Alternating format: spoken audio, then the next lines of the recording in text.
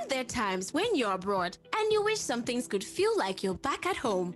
Easy access to the local kiosk, fish pepper soup hangouts with the guys at sunset, fresh granite and roasted plantains to snack on in the middle of the day, and of course, seamless banking that suits your lifestyle.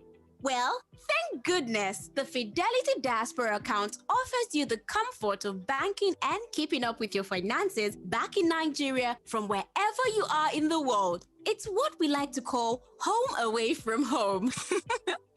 With a Fidelity Diaspora account, you get to enjoy complete value home and abroad. And there's more. You can have access to Diaspora Mortgage, high yield on your US dollar investment, withdraw cash from anywhere in the world with your Naira debit card and US dollar debit card, transfer funds easily to any bank account in Nigeria, track your banking activity in real time via internet banking and other digital banking channels, 24/7 access to a dedicated customer service support.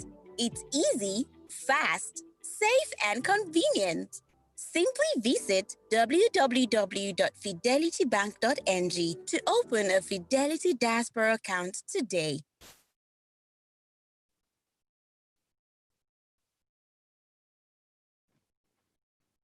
And so the man came up to me and was like, "Are you really the person?" Really? So hilarious. That's so funny. So I told him, I said, "Yeah, that's me. That's how we roll, you know." Don't worry, I'll pay. You can take the next one. Thinking of an easy way to bank on the go? Live your best life with the Fidelity online banking app. Make foreign transfers to any bank in the world. Bank easy while chatting with Fidelity FlashKey. Enjoy awesome payment options with your Fidelity Virtual Card, OPS, M-Visa, and modified transaction limits. Enjoy a world of ease with Fidelity Instant Banking, *770#. That's the code you should never forget. Download the Fidelity Online Banking app. Banking that suits your lifestyle. We are Fidelity.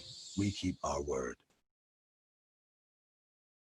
Every small business owner deserves to enjoy the ease of doing business. No monthly charges, no account maintenance fees, easy access to loans, no limits or number of withdrawals, plus free business advisory. Well, you get all of these and more from a Fidelity small business account, tailor-made to provide you with the kind of seamless banking services you'll need to grow your business. Visit www.fidelitybank.ng today to open a Fidelity small business account. We are Fidelity. We keep our word.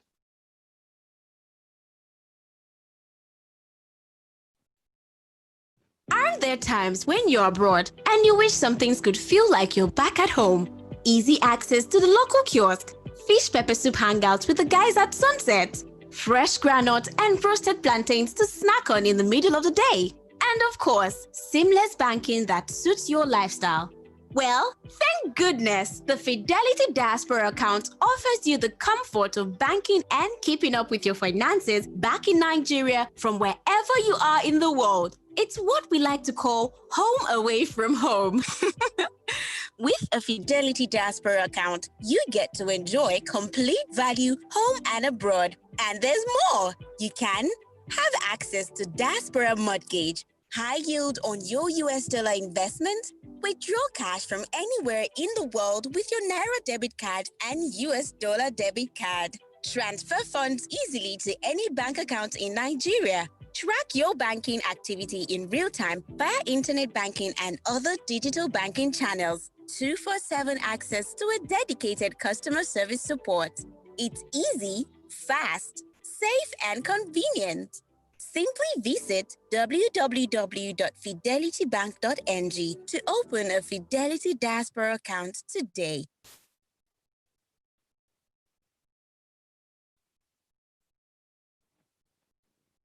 And so the man came up to me and was like, "Are you really the person?" Really? So hilarious. That's so funny. So I told him, I said, "Yeah, that's me. That's how we roll, you know." Don't worry, I'll pay. You can take the next one. Thinking of an easy way to bank on the go? Live your best life with the Fidelity online banking app. Make foreign transfers to any bank in the world. Bank easy while chatting with Fidelity Flash Key. Enjoy awesome payment options with your Fidelity Virtual Card, OPS, M-Visa, and modified transaction limits. Enjoy a world of ease with Fidelity Instant Banking, *770#. That's the code you should never forget. Download the Fidelity Online Banking app. Banking that suits your lifestyle. We are Fidelity. We keep our word. Every small business owner deserves to enjoy the ease of doing business. No monthly charges, no account maintenance fees, easy access to loans, no limits or number of withdrawals, plus free business advisory. Well, you get all of these and more from a Fidelity small business account, tailor-made to provide you with the kind of seamless banking services you'll need to grow your business. Visit www.fidelitybank.ng today to open a Fidelity small business account. We are Fidelity. We keep our word.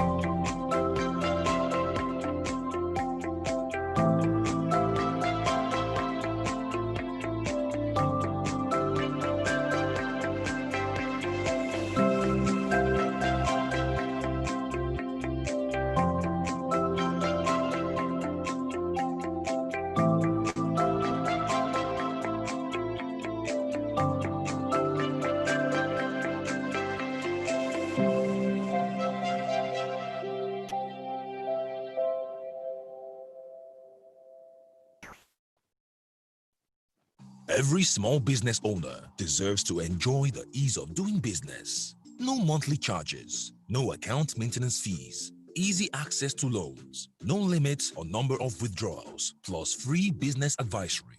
Well, you get all of these and more from a Fidelity small business account, tailor-made to provide you with the kind of seamless banking services you'll need to grow your business. Visit www.fidelitybank.ng today to open a Fidelity small business account. We are Fidelity. We keep our word.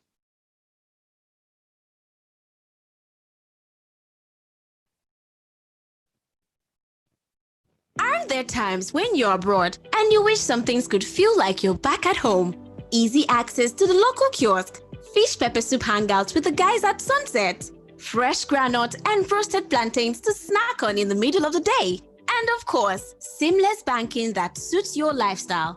Well, thank goodness the Fidelity Diaspora account offers you the comfort of banking and keeping up with your finances back in Nigeria from wherever you are in the world. It's what we like to call home away from home. With a Fidelity Diaspora account, you get to enjoy complete value home and abroad. And there's more. You can have access to Diaspora Mortgage,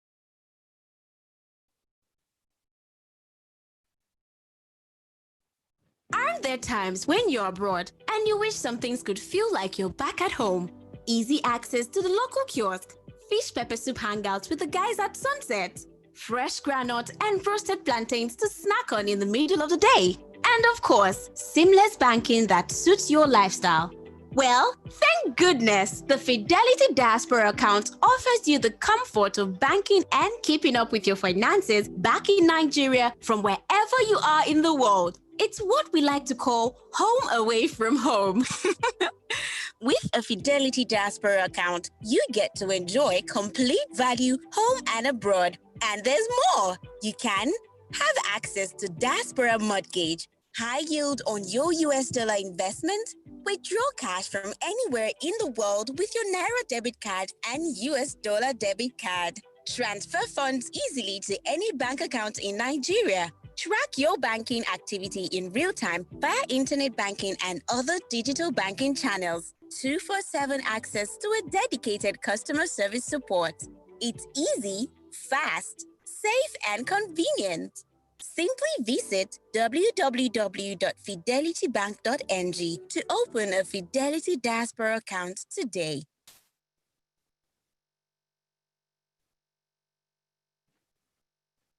And so the man came up to me and was like, are you really the person? Really? So hilarious. That's so funny. So I told him, I said, yeah, that's me. That's how we roll, you know.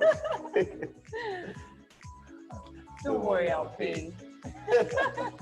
You can take the next one. Thinking of an easy way to bank on the go?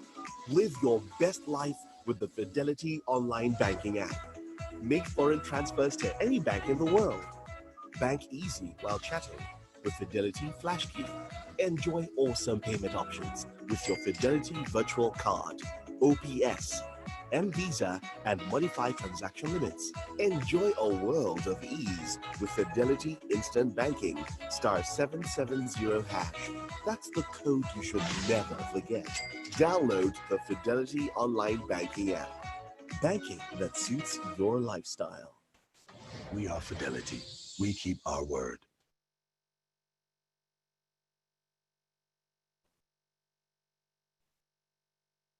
Every small business owner deserves to enjoy the ease of doing business. No monthly charges, no account maintenance fees, easy access to loans, no limits or number of withdrawals, plus free business advisory. Well, you get all of these and more from a Fidelity small business account, tailor-made to provide you with the kind of seamless banking services you'll need to grow your business. Visit www.fidelitybank.ng today to open a Fidelity small business account. We are Fidelity. We keep our word.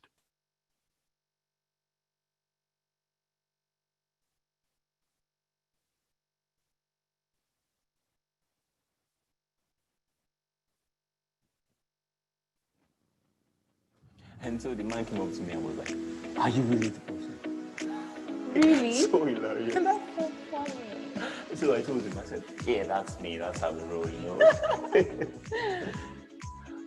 Don't worry, I'll pay. You can take the next one. Thinking of an easy way to bank on the go? Live your best life with the Fidelity online banking app. Make foreign transfers to any bank in the world.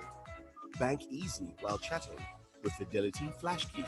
Enjoy awesome payment options with your Fidelity virtual card, OPS, M-Visa, and modified transaction limits. Enjoy a world of ease with Fidelity Instant Banking, *770#.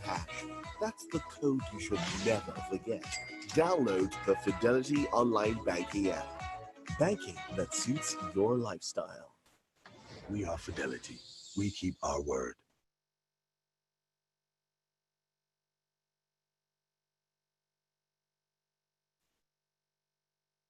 Aren't there times when you're abroad and you wish some things could feel like you're back at home? Easy access to the local kiosk, fish pepper soup hangouts with the guys at sunset, fresh granite and roasted plantains to snack on in the middle of the day, and of course, seamless banking that suits your lifestyle. Well, thank goodness the Fidelity Diaspora account offers you the comfort of banking and keeping up with your finances back in Nigeria from wherever you are in the world. It's what we like to call home away from home.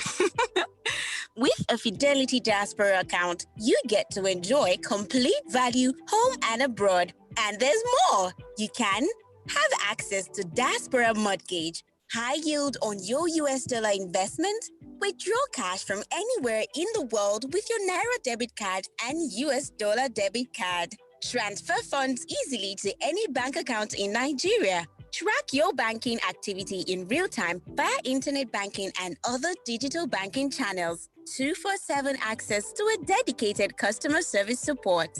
It's easy, fast, safe, and convenient. Simply visit www.fidelitybank.ng to open a Fidelity Diaspora account today.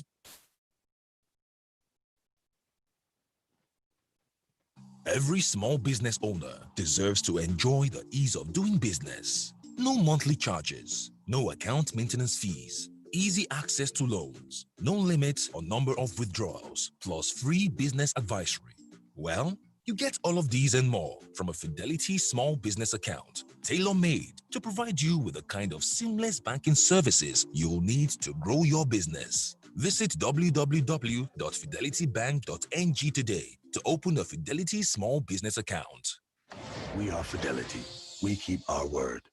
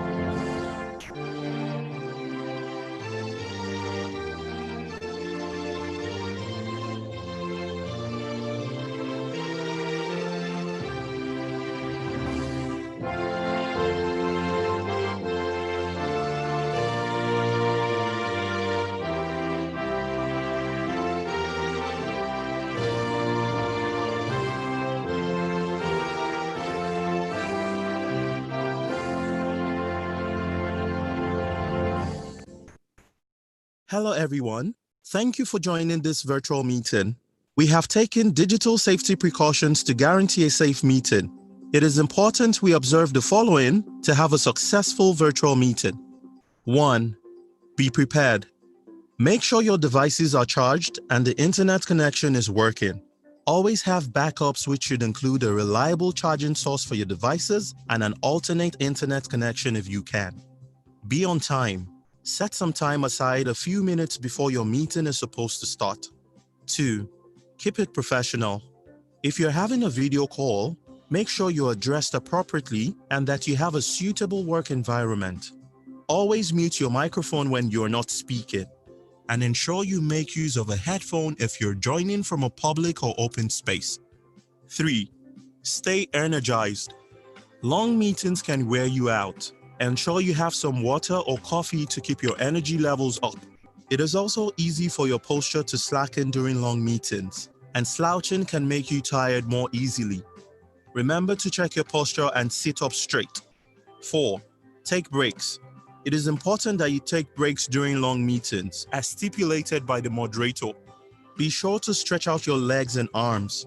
Also, during this time, set some light food aside in case you get hungry. Don't forget to mute your mic if you want to nibble on something. 5. Stay safe. Protect your sensitive data.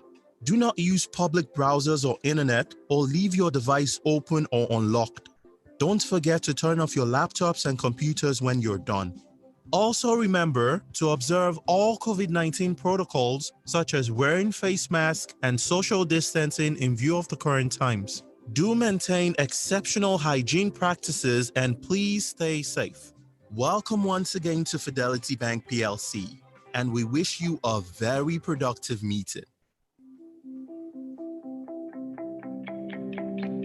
Your Excellency, wife of the Governor of Enugu State, Mrs. Monica Uwai, MD CEO, Fidelity Bank PLC, Mrs. Nneka Onyalibe, bank directors here, model entrepreneurs, gentlemen of the press, distinguished guests. It is my honor and privilege to welcome you to the Fidelity SME National Capacity Building webinar, the Enugu edition. SMEs are businesses with less than 100 million naira in turnover, in annual turnover really. And there are about 41.5 million of them here in Nigeria, contributing 48% of national GDP, and also account for 96% of our businesses in Nigeria here, as well as 84% really of employment. This is massive, it's huge really, but they are fraught with a lot of challenges, a lot of developmental problems. And for instance, in a recent study by Fed Foundation titled The Impact of COVID-19 on Nigerian SMEs, it was found out that over 94.3% of businesses surveyed were negatively impacted by the coronavirus pandemic, particularly with respect to cash flow, customer retention, profit, and disruption in business operation processes. We have many reasons why, of course, SMEs fail, ranging from poor management skills, lack of finance, poor preparation, poor knowledge of their finances, and all that.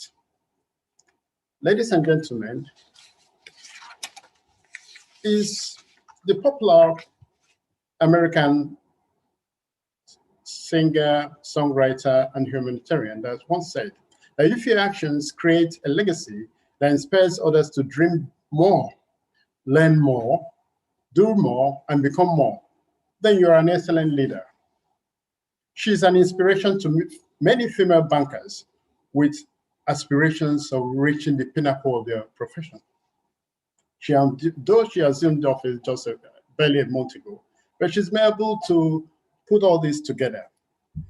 Before her assumption of office, she was in charge of the Lagos and Southwest Directorate, where she did marvelously well. Of course, she's not new in this profession. She has over 3 decades of banking experience, garnered from most of the outstanding banks in Nigeria. It's not just her banking experience or her work career, but she's also well suited for this job. She holds a Bachelor's of Laws degree from the University of Nigeria in Nsukka, and also a Master's from King's College in London. She's our homegrown own. Ladies and gentlemen, join me in welcoming our MD CEO, Mrs. Nneka Onyedigwe.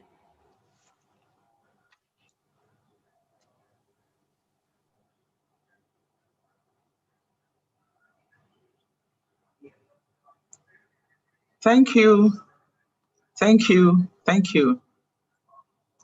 His Excellency, the Governor of Enugu State, Governor Ifeanyi Ugwuanyi, the First Lady of Enugu State, Mrs. Monica Ugwuanyi, the commissioners and political appointees here present, our strategic partners, including the Enugu State Ministry of Trade and Commerce, the Enugu SME Center, Enugu Center, the state chapter of SMEDEN, Small and Medium Scale Enterprises Development Agency of Nigeria, Enugu State chapter of NASME, which is the Nigerian Association of Small and Medium Enterprises, Enugu Chamber of Commerce, Industry, Mines and Agriculture, ECCIMA, our guest speakers, Mr. Bonaventure Akiomo of the Development Bank of Nigeria, Sir Robert Wanto of Roban Stores, and Chidozie Atwegu of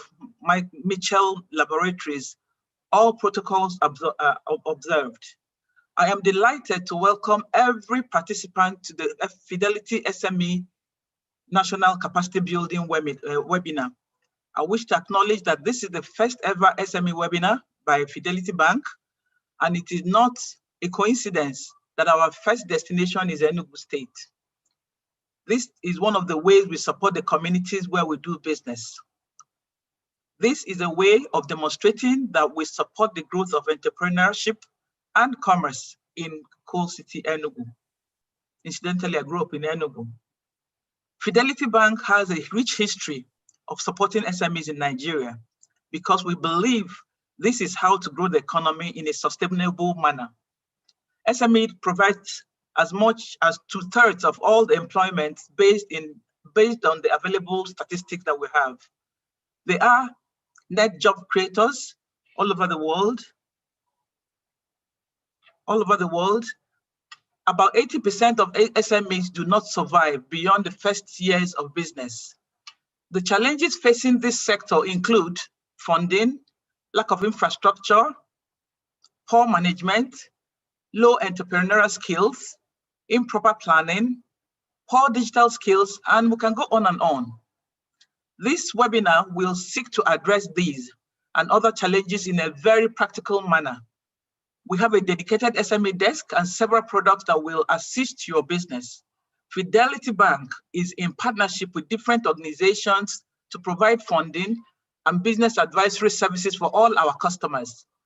This webinar, as you well know, is an excellent opportunity to network, share information, and collaborate in a deep and deepen your the SME sector in Enugu State. I'm grateful to our guest speakers who will share from their wealth of experience with us. I want to encourage every participant to pay attention and get as much information as you can from this meeting, this event. My sincere appreciation goes to Enugu State for its partnership with Fidelity over the years. Our bank is excited about this collaboration, which we believe holds great potential. Thank you very much. Thank you.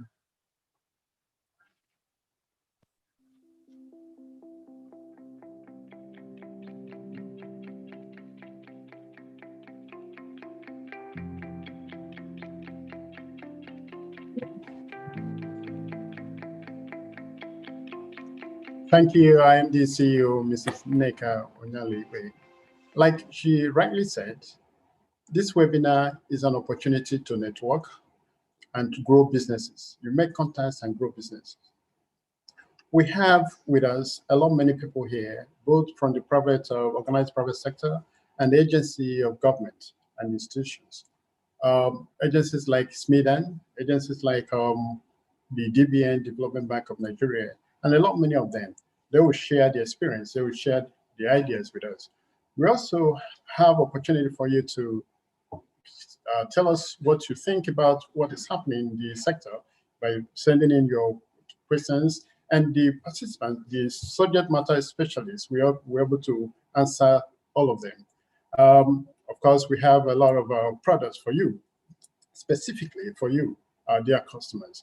We have the one we call the Fidelity Small Business Accounts, you know, for small businesses like what we have now. We also have for our friends and brothers and sisters in the diaspora. Those people, we know they are there, we're also taking care of them here.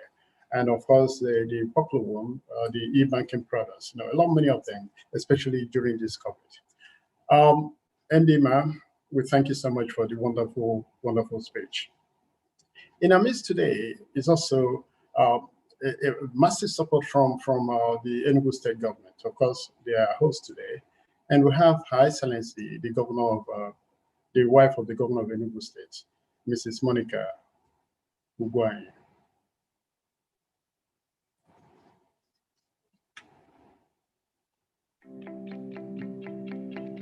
It is my privilege and greatest honor to welcome everyone to this Enugu Median edition of Fidelity Bank PLC's National SME Capacity Building webinar.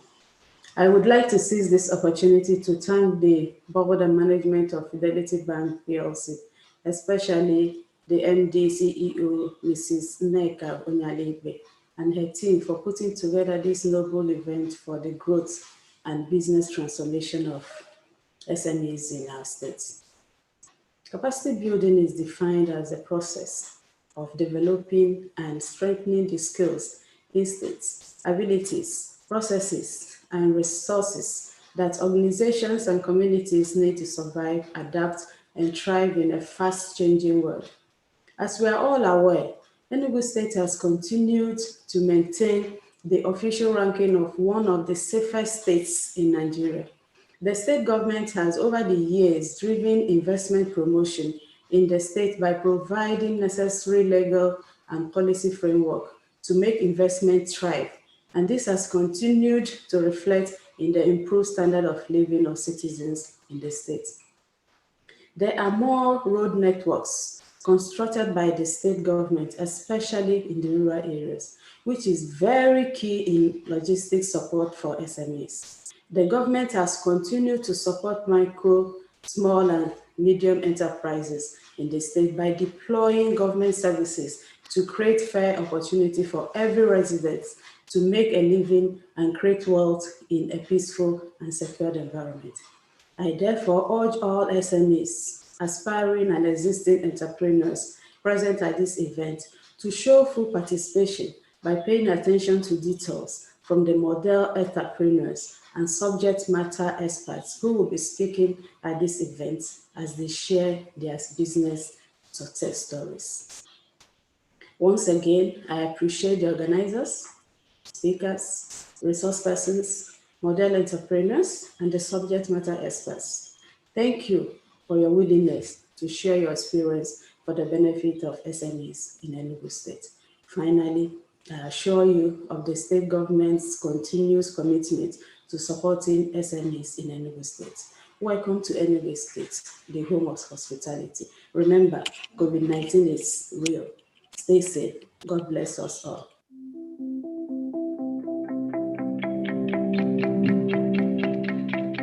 Thank you, Your Excellency, for the massive support, not only to Fidelity Bank, but also to SMEs in Enugu State. Of course, you are hosting us today. We are grateful. We have many products specifically for our customers, our SME customers. They are tailor-made for them. One of those products is the Fidelity Small Business Account.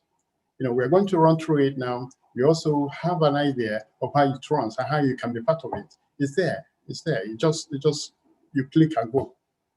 We run the FSBA advert. Every small business owner deserves to enjoy the ease of doing business. No monthly charges, no account maintenance fees, easy access to loans, no limit or number of withdrawals, plus free business advisory. Well, you get all of these and more from a Fidelity small business account, tailor-made to provide you with the kind of seamless banking services you'll need to grow your business. Visit www.fidelitybank.ng today to open a Fidelity small business account. We are Fidelity. We keep our word. Ladies and gentlemen, when IMD CEO, Mrs. Nek Onyalibe, set out to organize this event, she really thought it out. She knew the challenges SMEs are fraught with in Nigeria. Like she already said, most of them die up, under 3 years. But she's here to give us support. The bank is here to give support. That's why, specifically, the theme of this event is funding and financial management. It's a very hard job to do, really, managing your own finances. But we have a consulting group today that's going to talk us through this training program. They are from Popo Consulting, and it's headed by Kuru John Ngubo. Mr. Ngubo is the head of faculty and lead consultant at Popo Training and Consulting. He has a demonstrated history of working in the banking industry and is skilled in negotiation, training, facilitation, management, customer relationship, and all that. He has 2 degrees, 2 master degrees, one in managerial psychology and the other in entrepreneurship and innovation from the University of Ibadan. Ladies and gentlemen, I'm happy to introduce Mr. John Kuro Ngobo.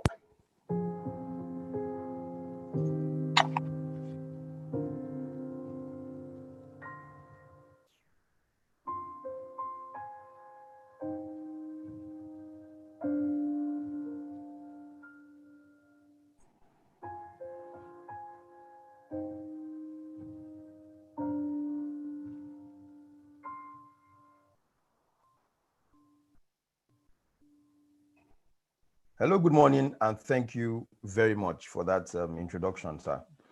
To the Governor of Enugu State, His Excellency, Governor Ifeanyi Ugwuanyi, to his beautiful and very supportive wife, who we have seen do many things in the area of SMEs and also with NAPTIP and so many other organizations in Enugu State, Mrs. Monica Ugochi Ugwuanyi, to the MD CEO of Fidelity Bank, Mrs. Neka Onyalipe, and everybody else present here today. I will stand on the MD's existing protocol, if I am allowed, so that I can go straight into today's conversation. Thank you very much, Fidelity Bank. Thank you very much, Enugu State, for putting this together. The first thing I learned in my entrepreneurship master's degree was that many people don't know how to go about being entrepreneurs themselves. The other thing I did was this. During my degree, my master's degree, my thesis was, my dissertation was about why small businesses fail in Nigeria. And there was an interesting revelation. Financial management was a major reason why small businesses fail.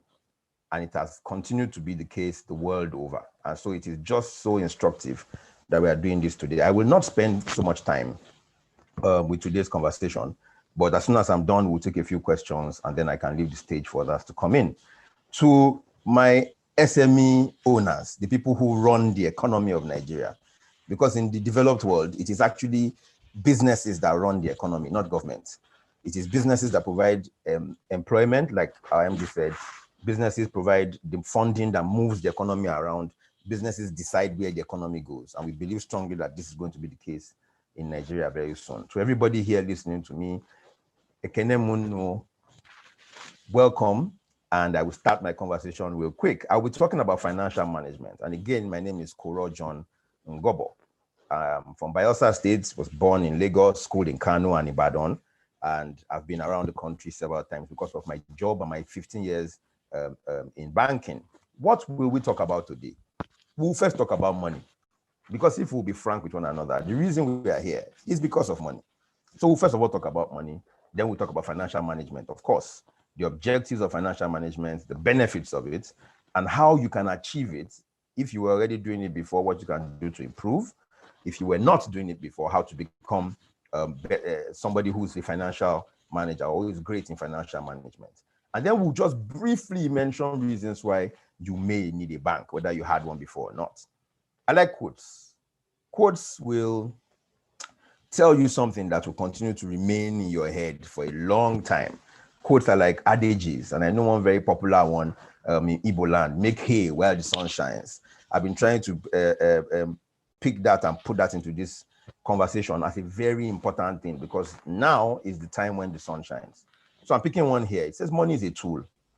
It will take you wherever you wish, but it will never replace you as the driver.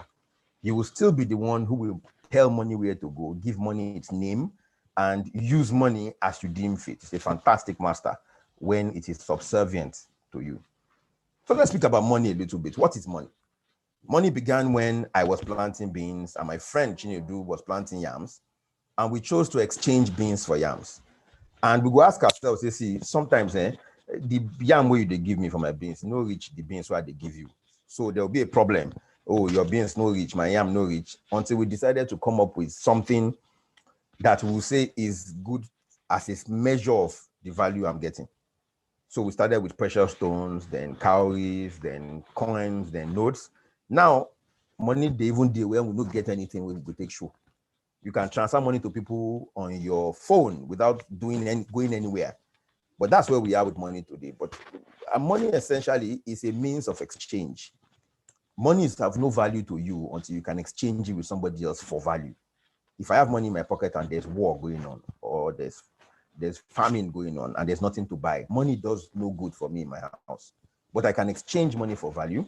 It is also a measure of value. If I tell you that my phone is worth a certain amount, you know how to carry it like an egg or treat it anyhow. And it's also a store of value. And money is also like water.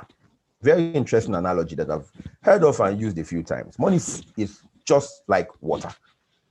And the more you see money like water, the more you manage money and take care of money better. How is money like water? First, water flows, money flows. For my geography degree, the first degree I did, they told us all the waters in this world flow towards the sea because the sea is at a lower level. Same thing. Money flows towards those who attract it, those who are producing value. Money always flows in that direction. And if you know where money is flowing to, you can go and sit there and take your own share. We used to sit and wait for the budget of the year for every state and the federal government, so that we know where government is going to spend money. And then if they say education, the budget is going up by 20%, then we are going to buy syringes. We are going to build hospitals because money is going there. So money flows. Money also dries up. When you heat up water too much, the water will evaporate and dry up. If them put too much pressure for your money, you go finish. Your brother, your sister, your uncle, your auntie, everybody for your family, now you they give them money. If they put too much pressure on you, that money will dry up. And when you keep money in one place, you don't allow money to flow, to go into this kind of business, that kind of business, this investment, it will begin to foul like water. If you keep water in one place, algae will grow inside it. Same thing applies to money. Money must go and do things for you part time. And when you take care of money, money flourishes. When you take care of money, money flourishes. When you take care of water, the stream flowing through your village will continue to flow if the people in the village do not take care of it.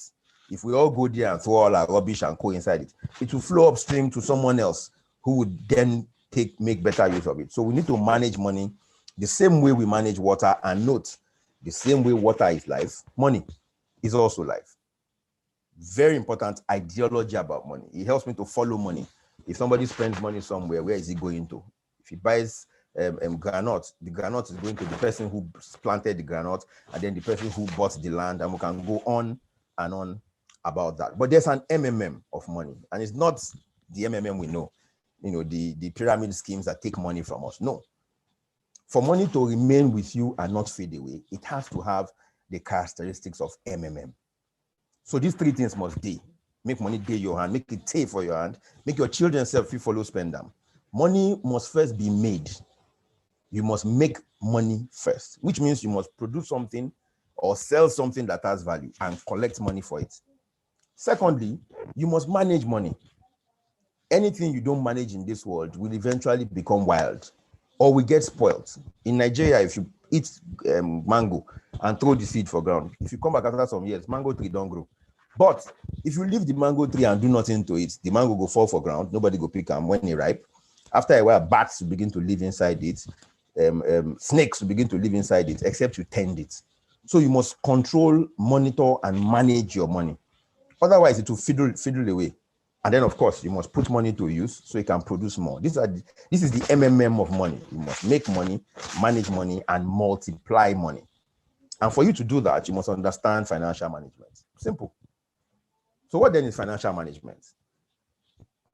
Financial management is like this man who looks like a very successful man who went abroad on holiday and he's just looking in the sky and saying, "Thank you, Lord, for all you have done for myself and my family in my time." Look at his jacket. This is somebody who looks like money is showing in his body, but he must manage the money well first. How do you manage money? Financial management is the process of first planning. So we start every year planning for what we want, and banks do this all the time. Fidelity Bank does this every year. End of the year, they will sit down and say, what do we want to do next year? Who do we want to support? That's how this program came about. First planning, then organizing, and then controlling financial resources so that our goals can be achieved. And effective financial management is important for business to survive and grow. It's very important for business to survive and grow. Good financial management will help your business to make use of the little money you have. Some people have little money and they use it very well. They know when to go to the market, what to buy, how to buy. Some people have plenty of money and they don't know how to make use of those resources. If you have good financial management, it will help you to do that. It will also help you to fulfill your commitment to everybody that has an interest in your business. It's not only the person who gives you money to start business that has an interest. It's not only your wife and children or your husband and children. It's not only those people. Everybody who has an interest in your business, those who want to see it succeed, those who want to see you go to higher levels, everybody else, you must fulfill your commitments to them.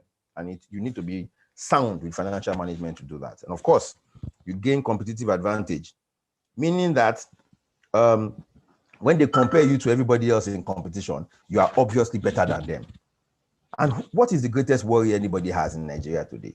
What will my future be like? That's our greatest. Most of us have not lost hope, but our hope has been dwindling over the years about the future of ourselves and especially our children.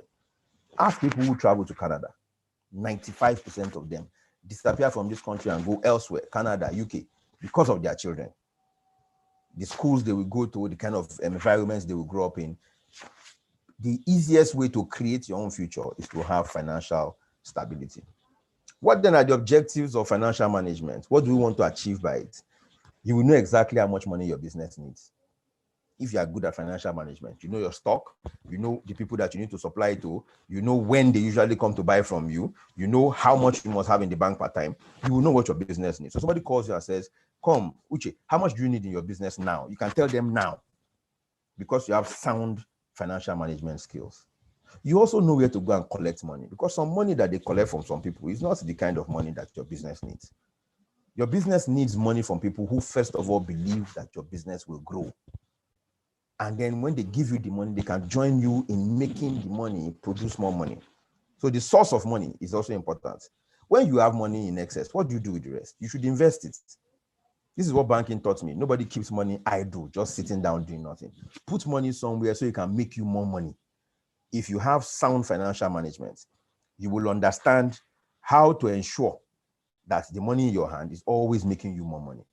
So you must learn to invest the money. And then if you have a surplus, are you going to give dividends to shareholders? Are you going to put more money in the business and open a branch in China, in Hong Kong, in Malaysia, in the UK? Those are the things that financial management will teach you over time. Cash is the blood of your business. If you take cash from a business, it's like removing blood from a man. The man will die. You must learn to manage cash. Where do you keep the cash? Is it in your shop? Is it in your store? Is it in your warehouse? Or is it in a bank? What do you do with the cash? Let me give you one simple thing that happens with small business people I work with a lot when it comes to cash.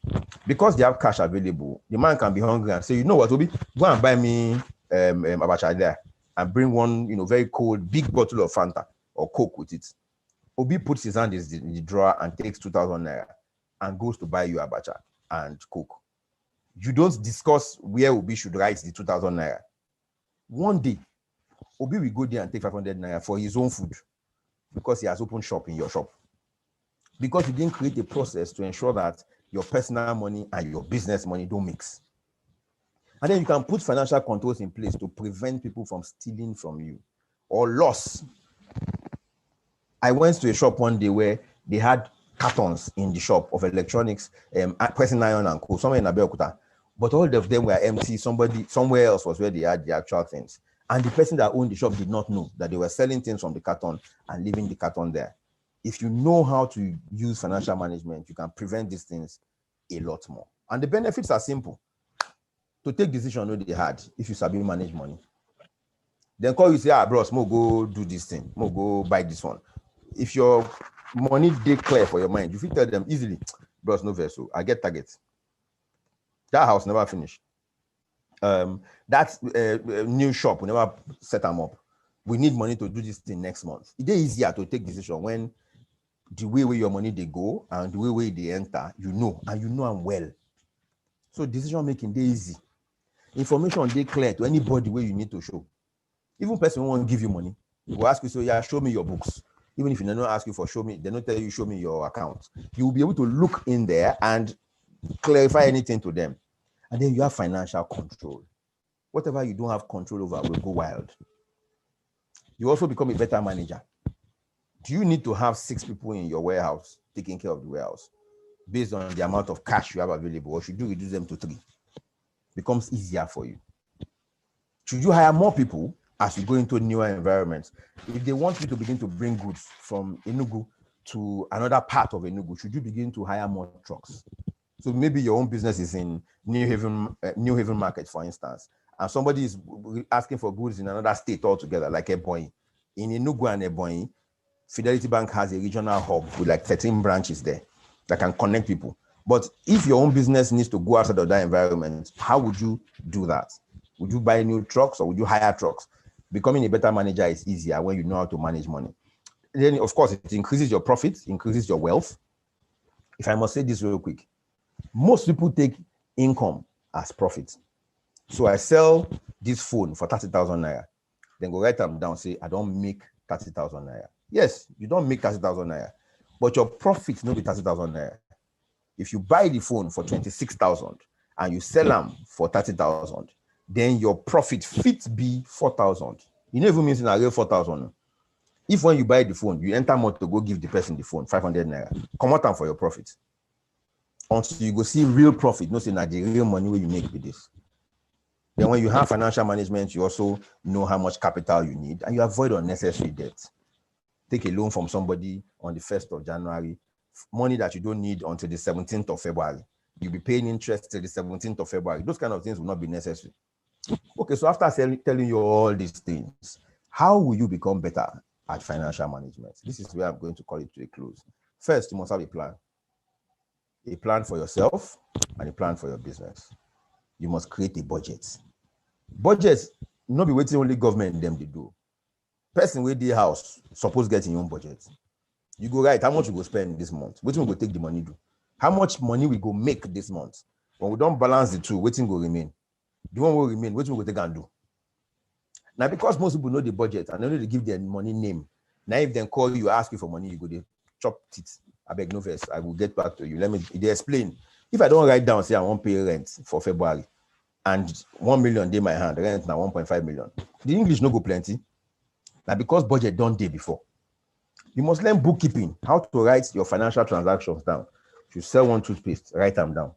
If you sell toothpaste and the person no pay you money today, no be cash sale, now credit sale. So you go remember to go collect your money later. If you want to become more financial, better at financial management, you also need to get financial education. And that's why I love Fidelity Bank. For a bank to say, I will go and create an SME department, pay people salary, and say your only work in this bank is to help SMEs grow. Because even the Bible they read talk, my people perish for lack of knowledge. If you know, you could do more. So you must have financial education. No, when they talk money, you say go know profits, income, tax, balance sheet, you go know what it mean.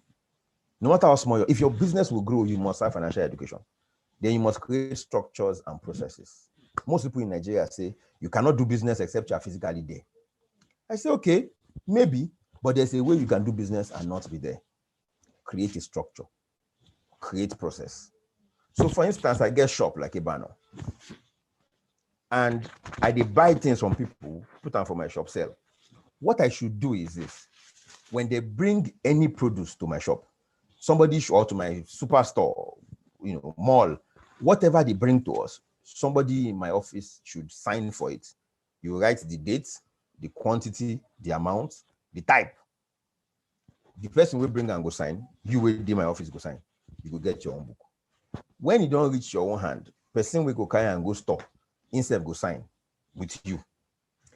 When the person that is putting goods on the shelf comes to your shop, that person should go to the person in the store and sign that he has taken 3 cartons.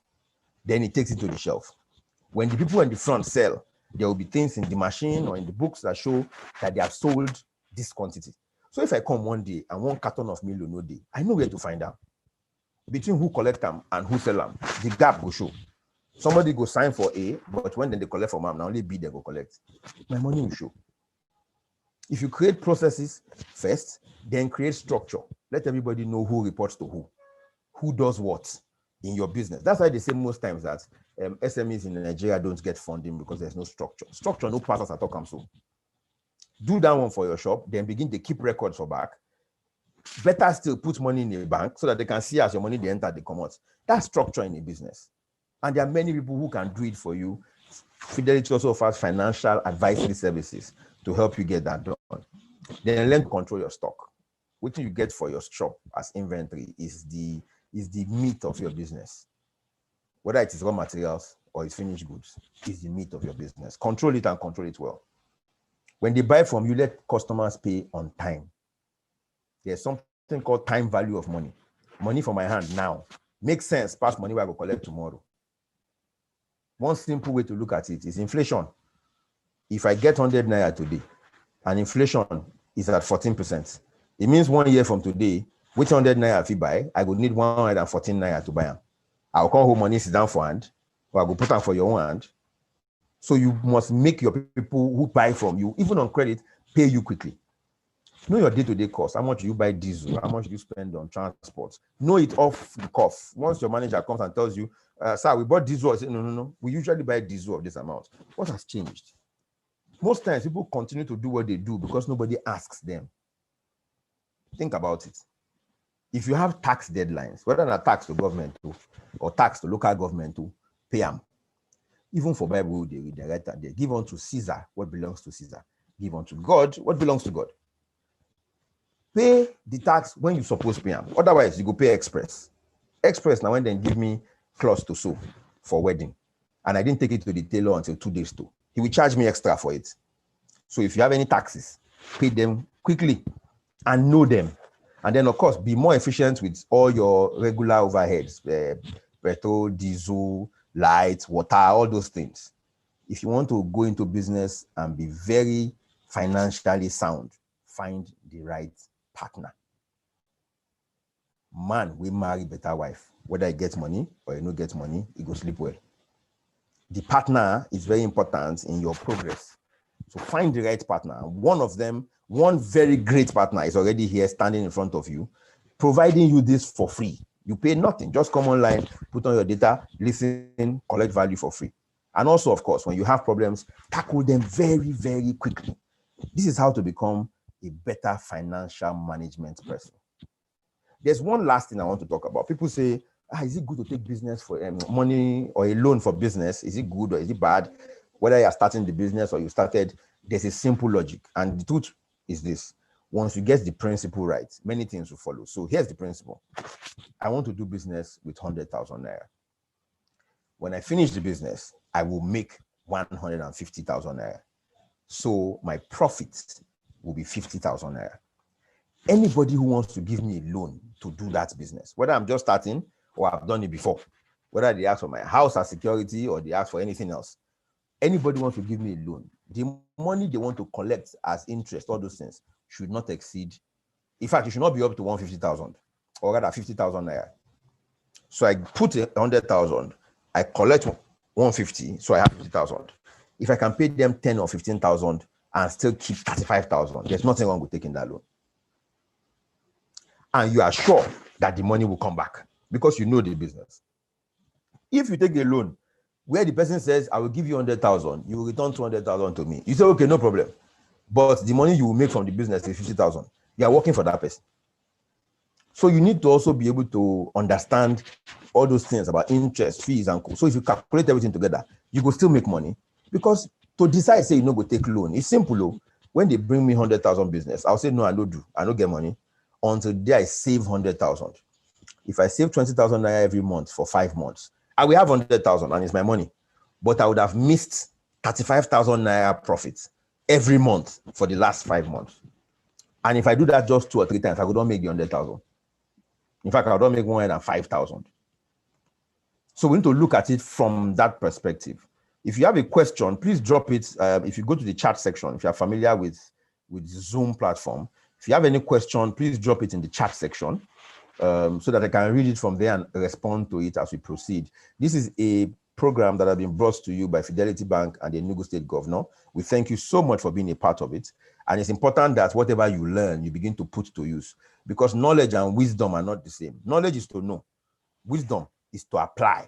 If you don't apply what you learned, there's no point. Finally, who needs a bank? Everybody. Why does everybody need a bank? Because you can put money in the bank and sleep. If the money lost for bank, they will return your money. Have you ever heard of a bank that robbers went there, robbed the bank, and because of that, they will not give you your money? There's insurance in the bank. If you keep the money by yourself, you provide security, provide insurance. You self, no, if you sleep in a house with 30 million, you will not sleep. Anytime car pass, you wake up, hey, they don't come, they don't come. But if it's in a bank, you have more peace. Also, your customers also receive money and pay money to bank. I want to buy this generator. How much is it? 6 million naira. I don't have cash. I do transfer. If you don't believe, you're not very sure of how the system works, you can check your bank account. Check your bank account, confirm from your bank account that the money has entered and business is done. Why are you carrying cash all over the place? And then another thing is this: when you use POS for your bank, for your business, or your money, they go bank direct. Your staff no fit thief your money. So everybody needs a bank, and banks help you to connect with other customers.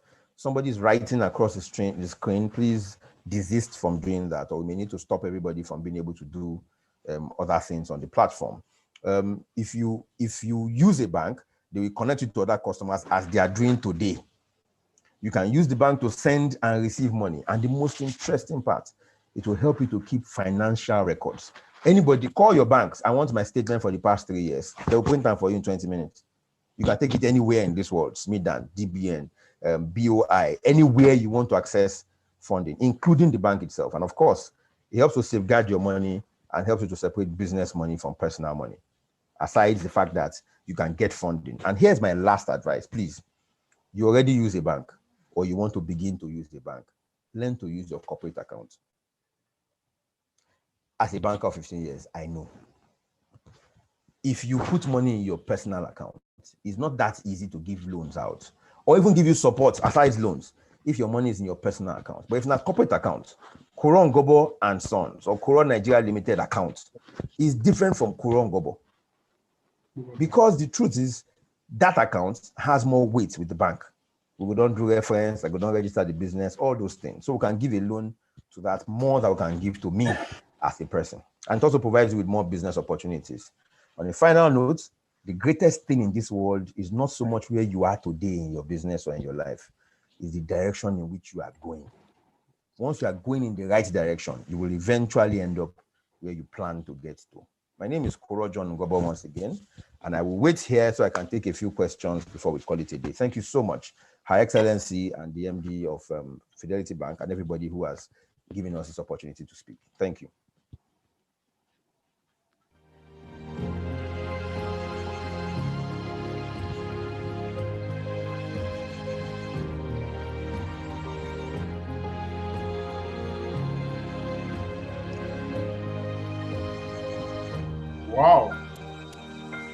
Wow, that's brilliant. You've blown everybody away, practically away. What I liked is, especially about your presentation, is the fact that you're not interested in all this Queen's English and all that. You went deep down. You know, you knew your market just like Fidelity, and you spoke the language you understand. That's why Fidelity set up the Fidelity SME desk in every branch, every state where we are. They will handhold our customers. They will organize their businesses. They teach them the essence of financial, financial management. And that's what Fidelity is all about. I remember during the maiden speech of our MD CEO, she kept saying, I'm a mother, to the questions, to the barrage of questions from staff, concerning their welfare. She does not only take interest in the interests of her staff, but customers. That's why today we are hosting this webinar to meet the needs and aspirations of our customers at their point of need. Ms. Angubo, we are happy you made an excellent delivery. But we have a lot of questions. I know there, you raise a lot of issues. You raise a lot of, I wouldn't say they're a bit controversial, but things that are agitating the minds of our customers there. And we're happy to take the questions. So we encourage everybody to send your questions to the chat box. Let's read them out. Ms. Angoba is here. You will take all your questions. Of course, he's a Lagos boy. In spite of the fact that he's from Bayelsa State, he's a Lagos boy, so he understands the Lagos language. Please, I encourage you. Okay. First, he said, there's a question here, please, do we have this recorded? And can we have it sent to our email to go over it again? The answer, your name is Haruna. Haruna, yeah, the answer is yes. We can send it to you. Just send us your email address. We'll send it to you.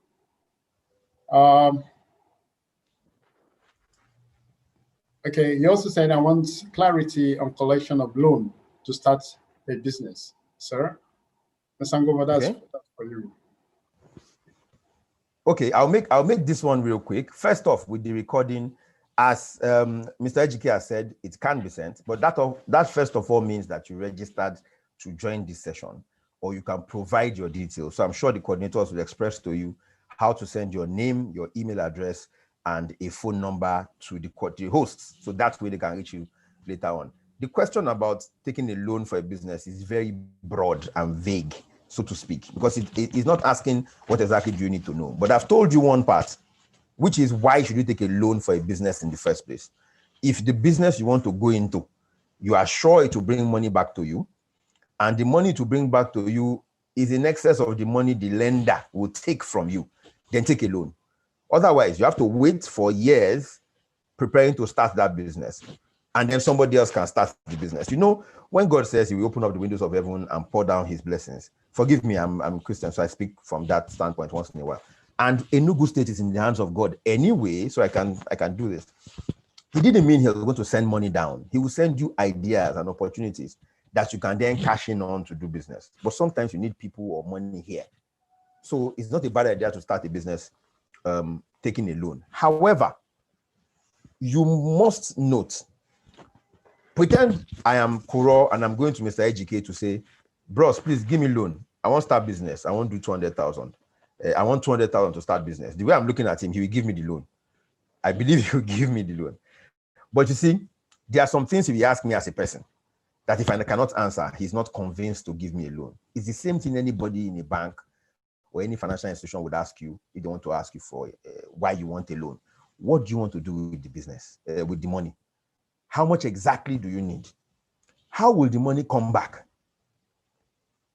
They want to know something about your character as a person and your character as a business. So do you have any history of your character with money? Do you put money in the bank before?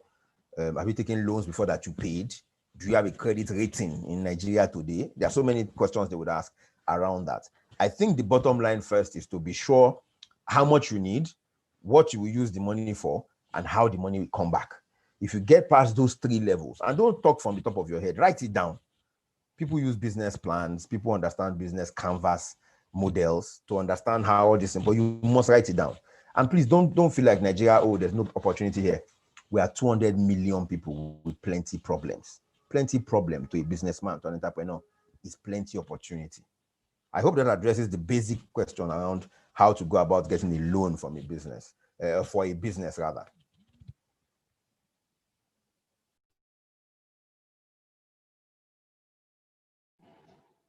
Okay, thank you, Ms. Sangobo. And we are hard pressed for time. So we take all these questions and we reply them. We send it to the individuals that are interested in all this. That was a fantastic experience coming from you. Thank you so much.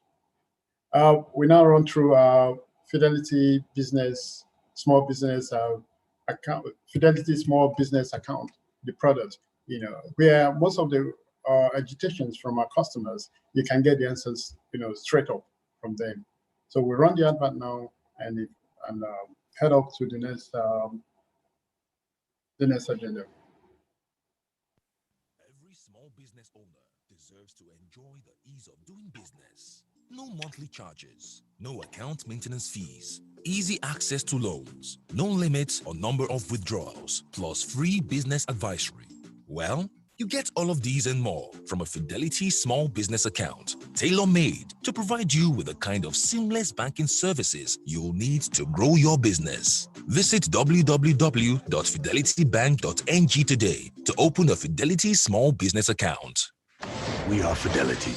We keep our word.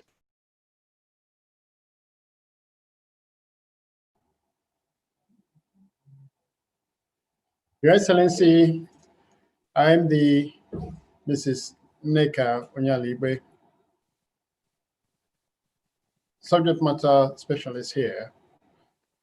Today is very important in the history of Fidelity Bank. We are talking SMEs. We know that 80% of SMEs fail after 5 years.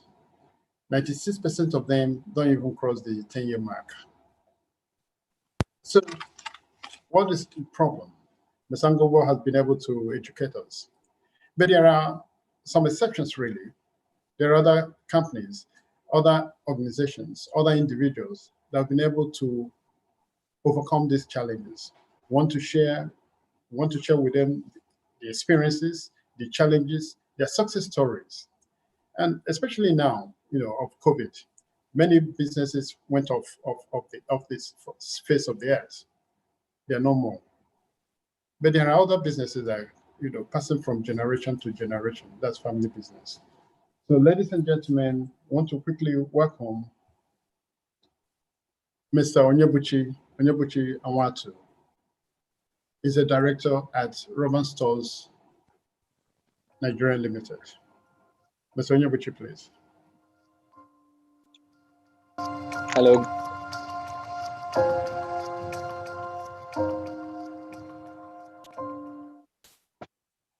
Hello, good morning, everyone.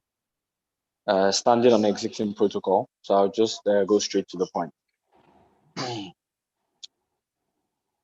Everyone before me or people in the past would have told you a lot of history and a lot of story of how the business started. And like we all know, it's always important to know how to start a business. But what they never tell you is how to create a business that outlives you. The problem we have is that a lot of family businesses, they run for 5, 10, 15 years, and after that, they close because they never have a proper succession plan. Everybody wants to be remembered after they are gone. And this can only happen if you have a solid succession plan in place. So I'll talk about succession plan today. A lot of young people never really want to join a family business. And sometimes I ask them why. They say, because they're inheriting someone else's vision. And I ask that same question. Who says that vision can be yours? Who says you can make it your own and build upon the vision? Because earlier I saw a digital poster released by Fidelity that says, same bank, same vision, new CEO. They're just trying to reassure you, saying, we're doing the same things, nothing has changed, but we just have a new face. Bringing it down to family business. Succession is the core of capacity building, which is the main thing we're talking about today. And capacity building has different clusters. It's made up of individual, the organization, the institution, and the society. At the individual level, it focuses mostly on changing attitudes, improving behaviors, and developing skills. For the organization, it focuses basically on overall performance of the company and also the ability of this organization to adapt to change over time. On both levels, we're talking about change. What is succession? Succession is change. Now, succession, as we all know, is passing on leadership role from one generation to the next. That is succession. Now, the whole point of succession is to ensure that the business continues to run smoothly, even after the company's most important people have either moved on to new opportunities or retired or maybe passed away. Now, what I want to talk on is succession and transition. For you to have a proper transition, you need to have a proper succession plan. A lot of companies don't do that because as soon as a company fails or a family business fails over time, they blame it on the successors, which are people like me, and they forget the predecessors because the predecessors never ever plan or have a proper plan in place. Sometimes they say, let's allow them or allow him or her to go and get married first. I don't understand the link with marriage and running the business. Or let's say, let's allow him to get to a certain age before he can run a business. No, we don't do it.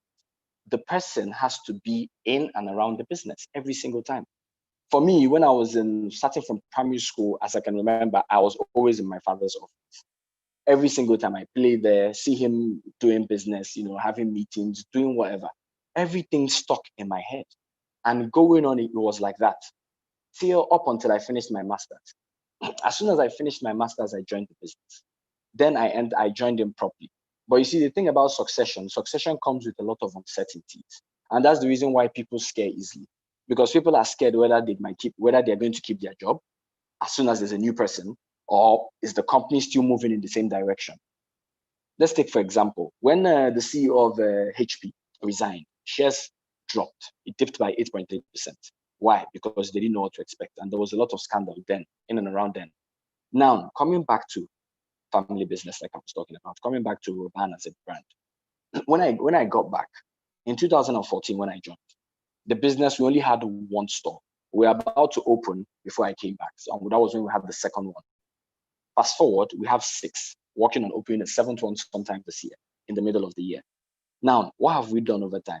We've been able to integrate the old ways and the new ways. Because the problem we have most times with succession is the new person comes in and they want their presence to be felt. So they say, okay, see what we're going to do now. We're going to scrap all the old things you've been doing and we're going to bring in new things. This happens a lot, even in government. A new governor comes in, everything changes. They forget the old one. The same thing, a new CEO comes in, they want to talk about it. They want to start doing new things and forget what the old people are doing. But something they always forget, the successor sometimes, is if the old thing has been working, that's the reason why they've been in business. Why change it? If it's not broken, then don't change it. So now, what do? You improve on what they are already doing. So if Because whatever the CEO or the leader of a company assumes is what the people will do. So if he talks about customer service for us in the retail sector, if he talks about customer service and talks about cost, being cost effective, that's all they'll talk about. Let's cut cost. Let's offer world-class service to our customers. That's what they will do. So why scrap it? It's been working. Why don't you come in and say, okay, I want to talk about, why don't we make this company a responsible company? Let us source responsibly. Let us engage in social responsibility and a whole lot of other things. Why don't we improve our marketing? Why don't we improve our human resource, the way we retain staff and the way we recruit staff? These are things we can do to improve. That is what I did over time. I remember when I got back, the way we did our supply chain was a bit funny, because then we would, my father, the CEO, would always travel. He would always want to go to a particular country, to bring in things. And I said to him, why do we have to do that? Over time, that won't be sustainable. Why don't we just have a way we can discuss with them and we do transfers and we just have these things come in? Create a good supply chain and let them and bring in these things also, and also have a good lead time. Know when these things, how long are they going to last before they finish? How long will it last? And then when are we going to bring it, considering time of importation and whatever it is? It was a bit difficult for him then. But over time, we're doing it now. The supply chain has improved. Already, we stock our shelves with products. What did I improve? I said, okay, the way we stock our shelves is fantastic, but I think we can do better. Why don't we take the lowest selling products and put them at the beginning of the aisle, and the highest selling products, put them at the end of the aisle? And they said, why? I said, listen, everybody comes in, let's say Coke, for example. Everybody knows what Coke is. Everybody knows what Fanta is. But there are other brands that they don't know about. They're not familiar with them. If we put them at the beginning of the aisle, they come in. Before they find Coke, which is at the end of the aisle, they'll buy those ones. What has it done? We're increasing sales. We're selling off all those things people never thought about. That is it. So you need to keep improving. What do? We improved our distributorship. Now, we're dealing directly with a lot of companies. We never used to do that. We used to always have a third person in between. And when there's always a third man, your prices, you can never offer the best prices for your customers. So there's a whole lot of things you can do. Digitalize the business, improve it. I never came in and changed things. But the thing is, as soon as I joined the business, I took my time to understand different leaders, the different managers, the different supervisors. I was patient. I wanted to understand them better. Because to be honest, trying to run a business from outside is always easy. The same way we play football. As football fans, we are on the couch, anywhere we are, and we are shouting, why don't you pass? Why don't you pass? But as soon as you get onto the field, you see that it's very difficult to do that. You're thinking differently. So when I joined, it was a bit overwhelming. So what did I do? I was patient. I said, I'll give them time. Let me see how this thing works. Let me know people, because to be honest, change is inevitable. As soon as there's a new person, they have people they want to work with. But you don't have to be direct about it. There are people that, because everybody will not move the same way you want to move. We still have the same vision. We're still moving forward, deliver excellent customer service, being cost effective, doing everything right. But there are people that would move at the same pace as you. So sometimes change is inevitable. So what did I do? I was a bit patient. I said, let me see what they're doing. Let me monitor.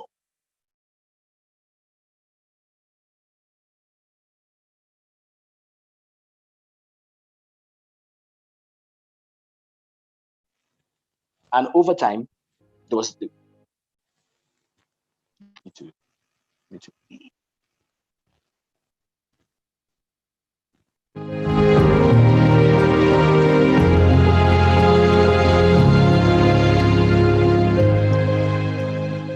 Thank you very much, Nyabuchi. Same bank, same vision, same new CEO.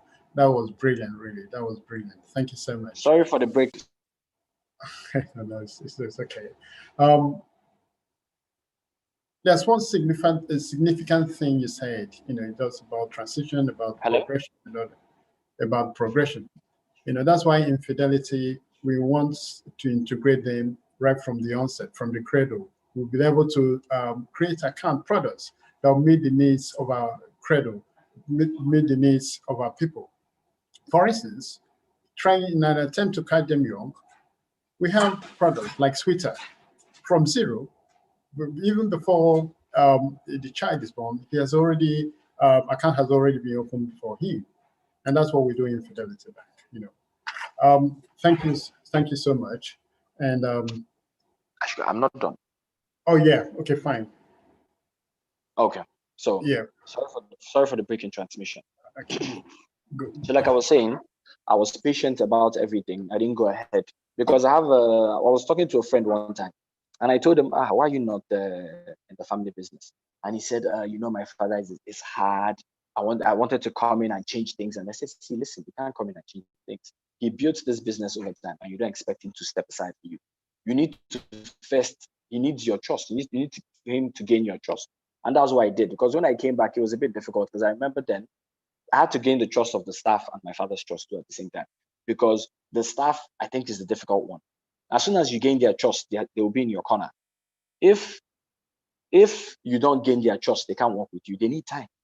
They need time. Then they would always refer to me as a Oga's son, because they believe, oh yes, Oga's son. But over time, after seeing what I had to offer, seeing what I could do and what I had in mind, they started to change. And they started calling me the director now, because they believe and say, okay, he can push us forward. He can lead us too. He can do better, because the aim is to do better than what the CEO or what my father did. So for me, what I would always say is everybody has to be patient, especially successors, young people joining the business. You have to be patient. It takes time. It takes a lot of, it's always difficult, to be honest. My father is can be a very difficult man, but over time, there's a lot to learn. I've learned a lot of things from him. So for the successors, they need to put in time.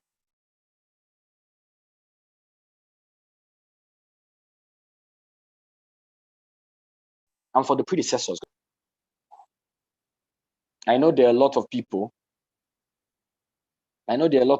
in here that also are looking to create a business that outlives them, and also a way to bring in maybe the daughter or the son or the nephew or the niece, whoever it is that's taking over from you. You need to bring them in.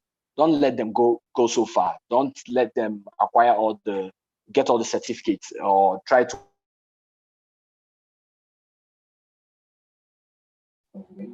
Yeah. It does seem we have some technical issues, but we'll be happy to take all your questions. Just drop any question, anything that's taking your mind in the chat box. They will be able to answer it and address it properly. Thank you so much, Mr. Onyebuchi for that excellent delivery, or for sharing your insight with us. Thank you so much. Earlier, we did say that we have some government agencies with us here. They are supporting us and also supporting the SMEs in the country. People like SMEDAN. SMEDAN is the Small and Medium Enterprise Development Agency of Nigeria. We have here the Director of Partnership and Coordination of SMEDAN, Dr. Friday Obara, will give us his address.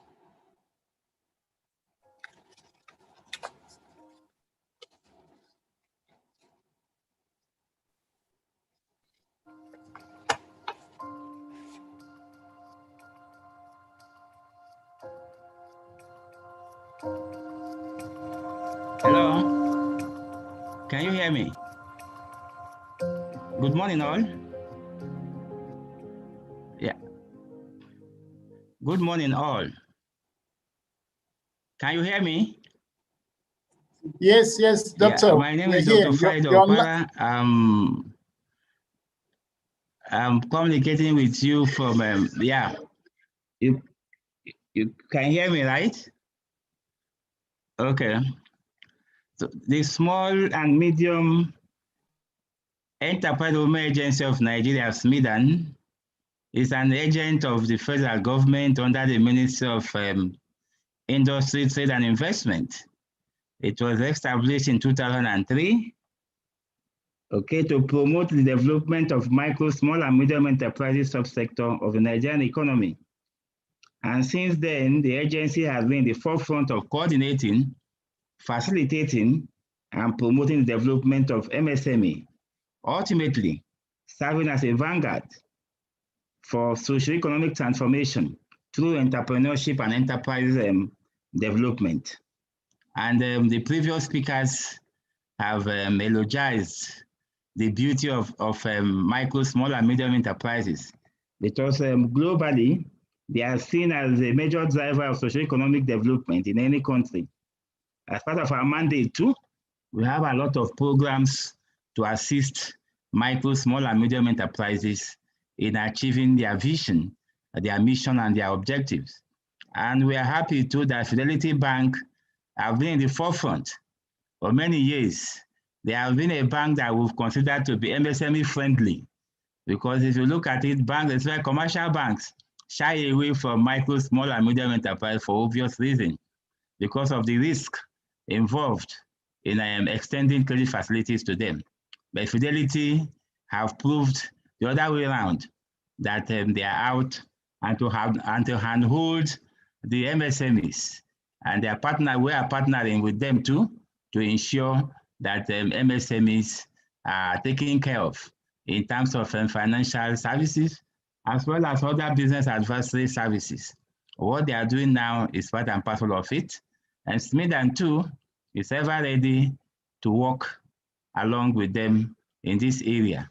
In Enugu, Smith & is positioned or have our office in the Federal Secretariat, independent layout. And Enugu too, it is zonal head office of the South East. The man who is there takes charge of the 5 states within the South East. So Smith & have a lot of programs to assist micro, small, and medium enterprises.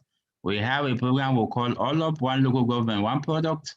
What we do here is to benchmark a particular product in a local government and see how we can develop along the value chain from farm to the market. This is what we have been doing over the past 6 years within that program. We equally have the mind shift, whereby we train teachers to teach their people and students entrepreneurship, because we believe that you cannot give what you don't have. It is basic. And I know in 2009 too, in Enugu, whereby we implemented a program we call Smith & Talent Hunt. The government assisted, and it was in partnership with the Enugu state government. And the governor too was amazed as regards what he saw. We did this in partnership with the SME Center in Enugu. So I think Fidelity Bank, and we're equally appealing to you too, that we can deepen the partnership. We can deepen and broaden the partnership to ensure that MSMEs, or micro, small, and medium enterprises, are taken care of, especially now we are in COVID-19 pandemic, as well as a recession. And you know, the pandemic too is seriously affecting micro, small, and medium enterprises in their operation, in access to funds, access to markets, and all type of challenges they are facing confrontation. But I think the Fidelity Bank and Smith & can come together and see how we can deepen and broaden our partnership so that we can get to the real micro, small, and medium enterprises and get them out of these present challenges that they are facing. On this note, I want to once again thank the Enugu government and Fidelity too for the partnership we have enjoyed over the years. Thank you very much.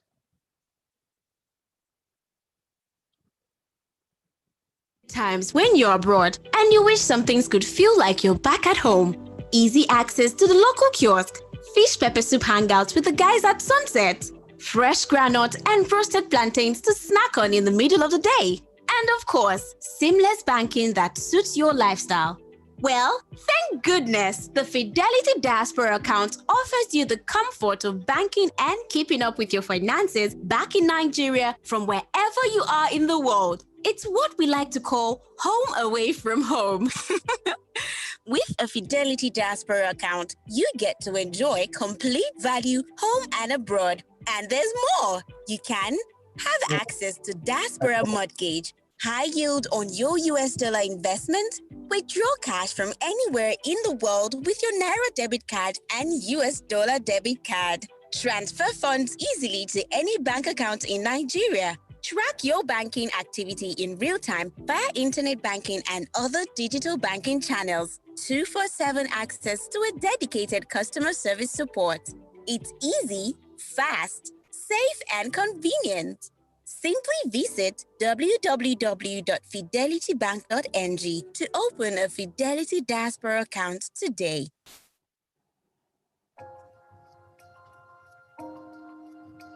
Thank you. Thank you so much, Dr. Frank Okpara. Ladies and gentlemen, earlier we said there are some government agencies and institutions here present. They also are supporting us and how they are also supporting the SMEs, in the various locations. We have with us today somebody from the Development Bank of Nigeria, and who is also going to talk about funding for SMEs. The MD, the Chief CEO or the Chief Operating Officer of DBN, Mr. Bonaventure Ohemo, who is unavoidably absent today, but is represented by the Director, Lanre Ogini, who are also going to help us and hold us and teach us. Very quickly, permit me to say a few things about Mr. Lanre Ogini. He is a business development and relationship manager in charge of banks in DBN. The DBN seeks to alleviate financial constraints faced by SMEs and small corporates in Nigeria through provision of financing to eligible financial intermediaries on market-conforming and fully financial sustainable basis. Before becoming a business development and relationship manager at DBN, Mr. Ogini served as the head of credit operations in DBN. Ladies and gentlemen, welcome and join me to welcome Lanre Ogini from DBN.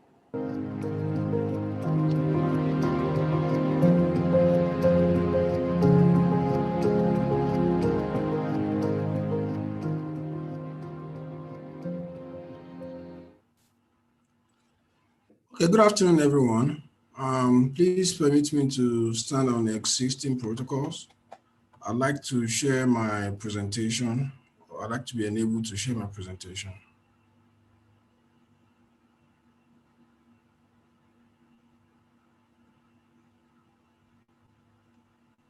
Ms. Ogini, please go ahead. Okay.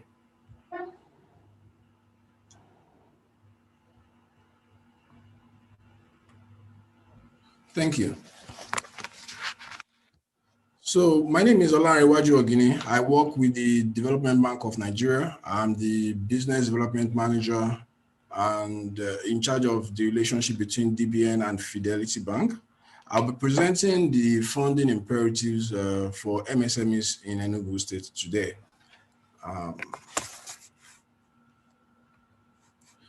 DBN's corporate philosophy, our vision, which is where we hope to be in the future, is to be Nigeria's primary development finance institution, promoting growth and sustainability.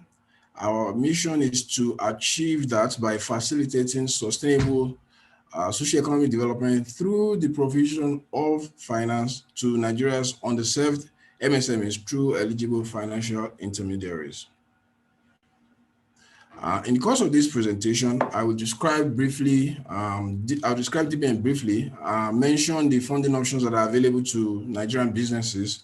I will also speak to DBN's efforts and impacts of our operations since inception. DBN was facilitated by the federal government of Nigeria in collaboration with global development partners to address the major financing challenges that were being faced by MSMEs in Nigeria. We all know that in Nigeria, we have over 40 million MSMEs contributing to about 50% of our GDP. However, less than 5% of these businesses have access to credit in the financial system. It goes without saying that if we put more money in the hands of these business people, that they will be able to do more, and Nigeria will achieve sustainable growth and development. DBN was therefore set up to make this happen in 2017. A review of the funding options available to MSMEs in Nigeria revealed that there are three main ones. We have the debt, equity, and grants. Debt arises when you borrow from banks and other financial institutions. When you borrow, you will repay with interest. This is where Fidelity and DBN feature prominently. This is part of what they offer the MSMEs of Nigeria. Equity as a financing option arises when you ask people to invest in your business and allocate a percentage stake in it to them. Investments made here are not generally repaid, as holdings are typically sold off when investors exit. Examples of players in this space include private equity companies like Verot Capital, Cardinal Stone Partners. Grants is typically an award, usually financial, given by one entity, typically a company, a foundation, or a government, to individuals or businesses, basically to facilitate a goal or incentivize performance. Sometimes we have schemes basically to encourage youths and women, maybe participation in business and empowerment. These are usually gifts that do not have to be paid back. That's grants under most circumstances. Notable players in that space, you have the federal government's UN, and then some state governments in Nigeria too have some initiatives in that respect.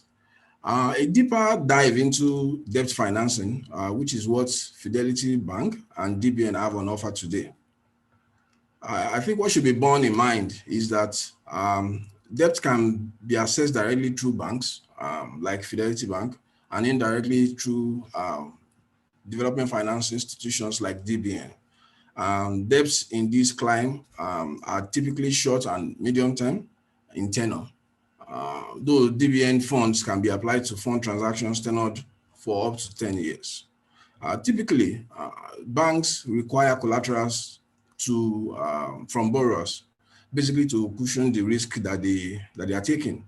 They expect that businesses that will be funded are registered and in compliance with government and applicable regulations. DBN, on the other hand, is a wholesale development finance institution that is a debt financing provider. When you are a wholesaler, you don't go directly to your customers, or your customers are the retailers. In this case, it would be Fidelity Bank. So DBN exists to basically boost the amount of funds that is available to be on lent to MSMEs in Nigeria by providing long-term financing to partner banks. We also have plans to provide technical assistance to this bank, basically to enable them better understand the dynamics of MSME businesses and appreciate the inherent opportunities, and thereby embrace lending and giving loans to them, like Fidelity Bank has done over the years. In DBN's books, MSMEs are businesses that employ up to 250 people, achieve annual turnover, and have total assets of up to 1.125 billion. To this class of businesses, DBN can on-lend up to 200 million. Another business class that DBN caters to will be small corporates. These are businesses that employ up to 500 people, achieve annual turnover, and have total assets of up to 5.4 billion. To this class of businesses, DBN can on-lend up to 720 million. What has DBN done since inception? Okay, like I said earlier, DBN started operation in 2017. We have onboarded 40 participating financial institutions so far. These are basically banks, microfinance institutions, through which our funds can be accessed by MSMEs. You can get a full list of these banks on our website. I can, however, assure you that Fidelity Bank features prominently here because of its alignment with our target markets,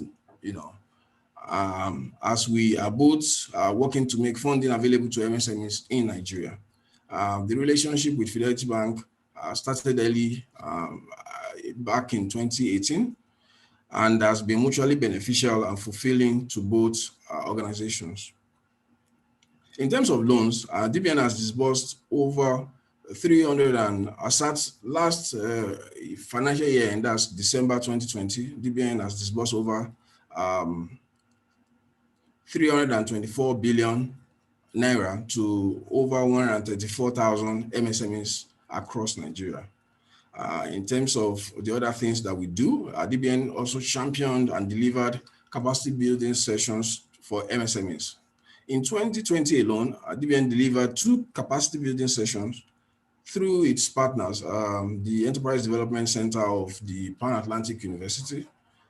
This program was basically aimed at equipping MSMEs with the skills and competencies to design and defend sound and viable business proposals, thereby improving their access to available credits in the financial system and their capacity for efficient fund utilization, trade, investments, and access to markets.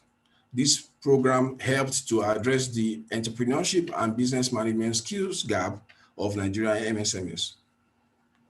DBN has also developed an app called the DBN Biz Aid app, basically a mobile platform created to aid Nigerian MSMEs to help them build capacity by providing training via the mobile app, which can be downloaded and accessed via basic Android phones.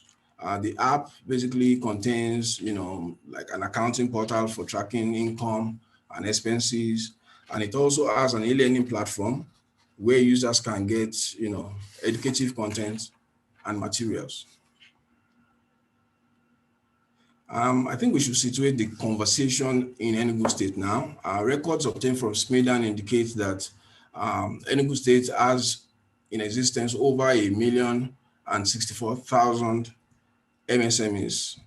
These are registered based on the records provided by SMEDAN. DBN, in the course of its 3 years operation, has availed credits to 2,312 of them, 1,140 being women. This constitutes a mere 0.22%. With total disbursements of over 1 billion, just slightly over 1 billion, which still constitutes a miserly or a meager 0.32%.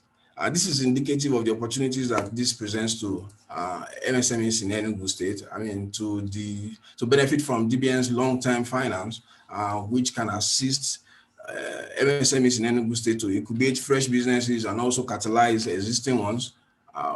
The approach would be for you to reach out to your contacts at your nearest Fidelity Bank branch to engage and share your business proposition and plan. I assure you that DBN has deep pockets with the support of our international partners, and that we have put at the reach of Fidelity Bank to significant amounts, basically to be applied to your businesses. The charge for you is to endeavor to put a structure to your business and approach Fidelity Bank with a bankable business plan, and the rest, like they say, is history.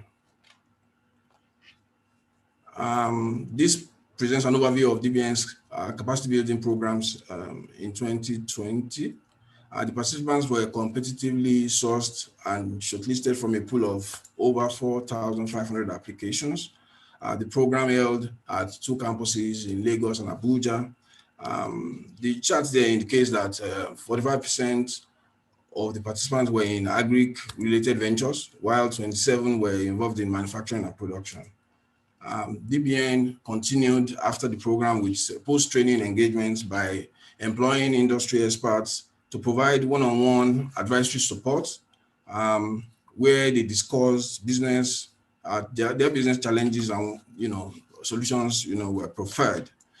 During the course of the first 3 months of this year, that's 2021, a post-training impact assessment will be conducted on the trained MSMEs by DBN, basically to ascertain the level of impact generated by the lessons learned and experience gained from the program. This basically is to socialize you with the look and feel of the app I mentioned earlier. It can be downloaded from the Google and Apple Store. Please download the app to enjoy the training and various packages that it offers.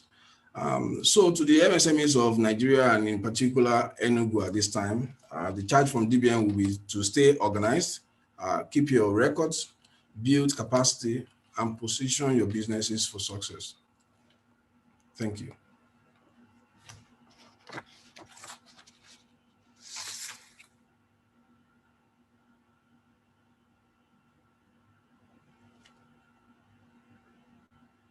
I'll be available to take your questions if you have them.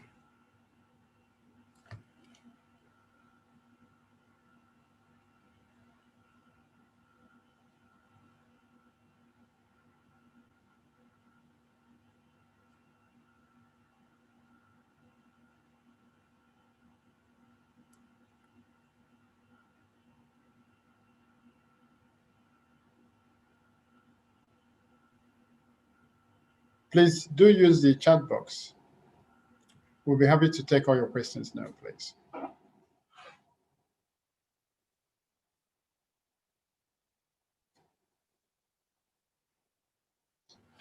And again, can you make it as short as possible so that Mr. Ogney can take, we would just do a maximum of three questions. The other ones now will be forwarded to him.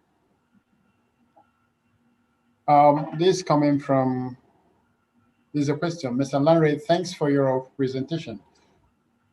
Why I honestly appreciate DBN's approach and reach. Can you kindly explain more on who can approach DBN for a loan? What documents do they need? What should the value of the business be before they can be considered? Mr. Lanre. Okay, thank you for the question. In the course of the presentation, I mentioned that the development bank was structured as a wholesale institution. So in order to ensure that we are able to achieve significant impact within a very short period, the people that conceptualized DBN decided to give it a wholesale model. For example, I imagine that Fidelity Bank has been in business for well over 20 years, and then they have branches all around the country. So for us to be able to reach out to the MSMEs of Nigeria across the breadth and length of the country, we decided to operate a model that would allow us to walk through other established financial institutions.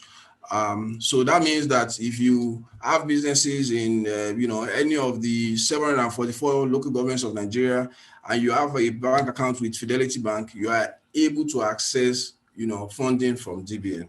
So in terms of the businesses that we are open to funding, we're able to, our funds can be applied to businesses in every sector of Nigeria's economy. I think the major qualifying criteria is that the business must be an MSME business or a small corporate.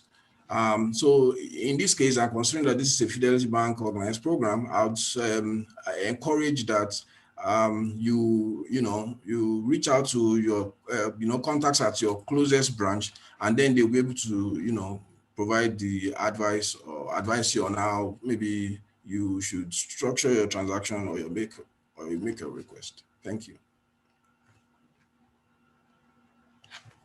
Thank you so much.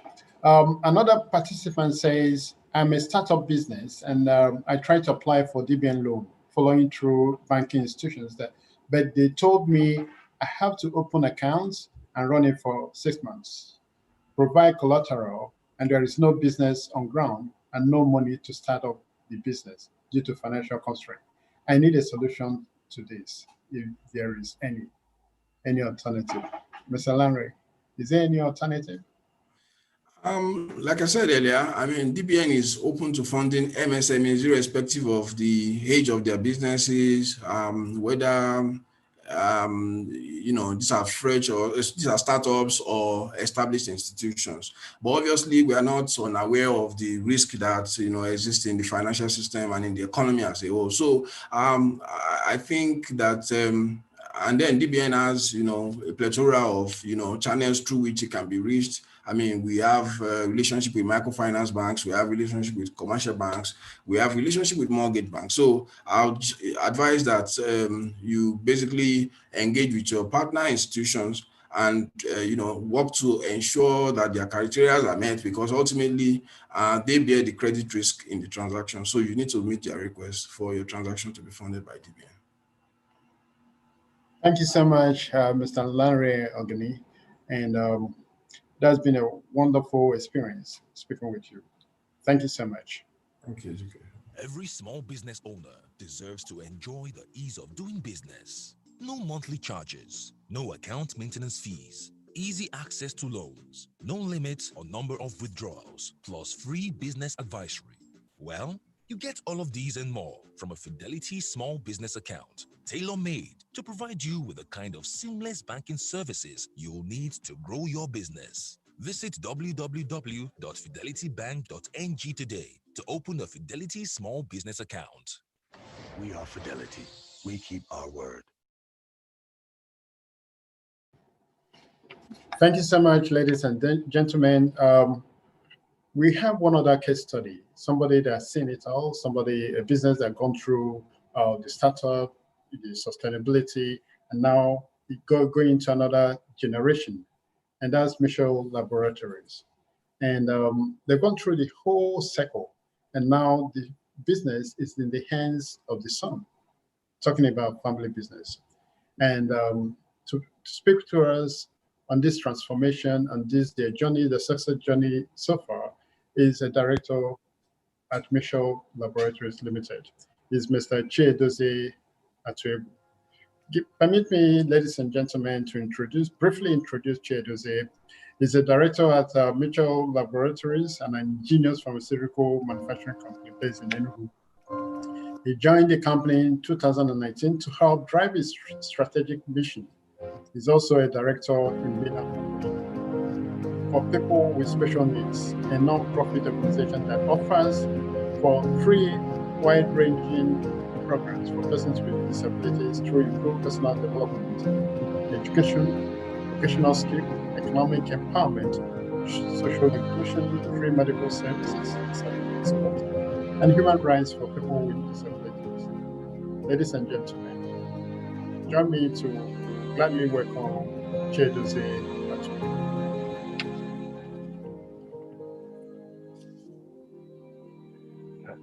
Thank you all for joining this event. Good morning. I'm excited to be here and to share some of my experiences with all of you. And a special thanks to Fidelity Bank for organizing this event. My name is Chiedozie Atwebu. I'm a director in Michelle Laboratories Limited, and we manufacture pharmaceutical drugs. The company started about 25 years ago as a small company with one product in the market, about 10 staff, and 2 machines for making drugs. Back then, actually, the machines, we got them from Europe because China wasn't even a player in the market and India wasn't a player in the market. And one more funny thing, back then, even NAFDAC didn't exist when the company started. So now we have over 50 products in the market. We have about 400 staff and more than 100 machines. And we manufacture a lot of products like antibiotics and tablets and syrups. Anyway, and we're expanding. I'm working on expanding even more. And hopefully by the next 5 years, my goal is to have about 2,000 staff and about 500 products. So today I want to mention briefly on challenges I've faced, a few of them, and there's also some opportunities in doing business in Nigeria. Okay, so first of all, in challenges, Nigeria has a high taxation. I'm sure if you're a small business owner, you've noticed we have paid taxes, FIRS, payroll taxes, import duty, VAT, customs. That's a problem, but there's really nothing you can do about it. All I suggest is to get a good accounting system and a good accountant to minimize and make sure you pay the least amount of tax possible, legally possible. One more challenge I've faced is the cost of electricity and diesel in Nigeria is really high. I mean, for us personally, for running a factory here in Nigeria, my electricity cost is more than 10 million naira every month, which is a lot, And one more issue I see here is that the Nigerian ports are backed up so much. We have sometimes after your goods, we import raw material. Sometimes after your goods arrives to Lagos, it takes another 2 or 3 months to leave Lagos and get to Enugu, which is a problem, but there's nothing you can do about it, And one more thing, which I'll go on later on, is the unstable currency. Nigerian currency devalues so much. Like 5 years ago, 1 million naira was about $6,000. Now, 1 million naira is about $2,000. And so it's frustrating because I have to keep adjusting my prices every few weeks. And it takes a lot of work. So I also recommend that if you're doing a business or if you import or if you sell, always keep an eye on what the dollar prices are doing, because you need all your goods are replaced with dollar. So you don't want to undersell yourself. And then when it's time to replace the goods, you can't replace it anymore. And but on a better note, there are many opportunities I've seen while being here, while doing business here. Okay, Nigeria is an untapped market for many products. I mean, honestly, nothing is manufactured here, and at all. And most entrepreneurs, I notice, always fall in line with what everyone is doing. They go to the market, They only import what everyone is important. Nobody wants to take any risk. Everyone wants to go be safe, like, let me go and get this because I know it sells. But from what I've seen, if you're brave and you venture out and try something new, your chances of success are much higher. And honestly, I know it's risky, but do your due diligence very well, have a business plan, do a market survey, just do it, spend a little bit of time. But if you find something unique to you, that's what you need to do very well. Another thing is, Nigeria ease of doing business in Nigeria is quite good. Okay, we have a great bank transfer system. Honestly, you can send instant payments across all banks instantly, any amount, and it's amazing. I actually prefer it to the transfer system abroad. And honestly, as long as you're doing everything legally in Nigeria, nobody will disturb you. You can pay your suppliers, pay your vendors. Nobody cares how you move your money as long as it's all legally made. Okay. One more thing I've learned, honestly, is last year I was a believer in putting all my money into machines or raw materials. And my own reasoning is that Nigeria's money devalues so much. So whenever I have any extra money, I'm like, oh, let me buy a new machine to expand, or let me get more raw material. But last year, COVID hit, and I had a problem because I paid for raw materials in December of 2019 before COVID, and then China shut down, and all my money was in China, and China couldn't ship my raw materials out until sometime around March, and I didn't get them till October. So I found I had a problem. I had no cash, so all my money was tied up in raw materials, and I couldn't get it. So now I had to seek funding from family, friends, banks, and Fidelity Bank came in for me too as well. And so, but what my advice there is that don't take a loan. I didn't take a loan until you need it, because that way, if you need it, you have your assets and collateral available for the loan. So luckily for us, I never took any loan before this. So when I needed to get the money, I could get it. So now what I've learned from that is to keep a lot of liquid cash and savings, which is a catch-22 as well, because Nigeria has a devaluation problem. So, which makes me shy away from keeping cash. But you do need to have some cash. I mean, if you also want to, you might decide to keep some of it in foreign currency in your bank, but you must have cash because cash is king. You can't use raw materials to pay salaries. One more thing too is I found out connections are really important in Nigeria. How you treat people, okay? Anyone, even the regulatory agencies, customs, NAFDAC, police, anybody, they treat you how you treat them, okay? My good friend told me years ago that Nigerian motto is to temper justice with mercy. In other words, I don't advocate you do this, but what he's saying is that let's say you fail in filling some paperwork correctly for an import, or you forget to get the correct permits for something, or the regulators come for you. Don't be aggressive and fight them. Just acknowledge your mistake and ask for mercy and be cordial with them. Honestly, from my experience, 9 out of 10 times you'll be okay and the issue will be resolved. Okay, everyone is a human being and everyone has empathy and they genuinely want to help. Okay, so in that same note, I'm friendly with everyone. My customers, my suppliers, my banks, everybody. I'm always busy, but most times if people come to my office, I try to make out just a few minutes to see them, because honestly, I found out that most people always have something of value to add to your life, okay? I spend time, pick their brain out and find some new information. For example, the banks come and see me. I talk to them, I'm like, okay, I want to find out what loans are available, what kind of interest other people are getting. Is there a new facility for importation? Is there a new grants or facility from the government, from the DBN, anything. So, and in the same breath, my customers call me and I talk to them. Even the smallest customer is a customer. Even if he buys #1, you can still learn from him. I talk to my customers. I find out what's selling in the market. What are my competitors producing? What prices they're selling? What goods I should focus on? Things like that. So for me, having a relationship with people is really, really important, because I found out that if I have the same product at the same price and another company has it, what determines who the customer buys from is a relationship. The same for you. If you have a friend that's selling a product at the same price and a stranger is selling the same product at the same price, you most likely buy from your friend. So I found that out. So that's why I maintain relationships. All my customers, all my suppliers are all my friends. I call them, talk to them, and just random about even non-business items. We just talk about it, okay? Because it's good to have a good name, because bad news travels fast. One more thing I found out too is to digitalize the company. I joined the company, have a website. We changed our software. We change our accounting to all software digital accounting, okay, to avoid errors. So I suggest if you have a business, try to go for electronic invoicing and accounting system as for stock taking. It's not really expensive to do, but don't underestimate it, because humans make mistakes. So that's one thing I recommend as well. And one more thing too on that note is you have to be patient, okay? Rome wasn't built in one day. So you can't be disappointed if your business is not doing well in the first year, second year. It takes time. It took us more than 25 years to get to where we are. And and honestly, all the billionaires you admire, all these big companies you see, they weren't built up in one day. So that's my advice on that as well. And also in the same notes about talking to people, I talk to my suppliers as well. Find out what raw materials are going up in China, which prices are going down, and if the prices are going up, then I want to buy up and stock up on that item to save money. If the prices are going down, then I want to wait, let it drop a little bit more before I buy it. Because honestly speaking, information is king. So for me, my experiences here, I've just spent a lot of time.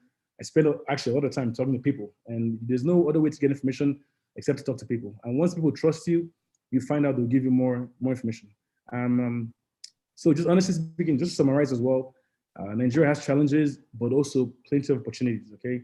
The population here is really large. People forget that Nigeria has almost 200 million people, which is basically half of America's population. So there's a huge market here for any kind of product, any kind of business you want to do. It's available here. You just have to persevere. Okay. So one more thing I'd like to say, thank you to Fidelity Bank for hosting the event and inviting me to speak. And honestly, I want to unofficially recommend Fidelity Bank to any of you. They didn't tell me to do this, but I want to unofficially recommend them. They have great services, great platform. Once I have a problem, everyone is on my case and helping me out. And that's why I love banking with them. So once again, thank you very much. I appreciate the time to speak. And so the man came up to me and was like, are you really the person? Really? So hilarious. That's so funny. So I told him, I said, yeah, that's me. That's how we roll, Don't worry, I'll pay. You can take the next one. Thinking of an easy way to bank on the go? Live your best life with the Fidelity online banking app. Make foreign transfers to any bank in the world. Bank easy while chatting with Fidelity Flash Key. Enjoy awesome payment options with your Fidelity Virtual Card, OPS, M-Visa, and Modify transaction limits. Enjoy a world of ease with Fidelity Instant Banking, *770#. That's the code you should never forget. Download the Fidelity Online Banking app.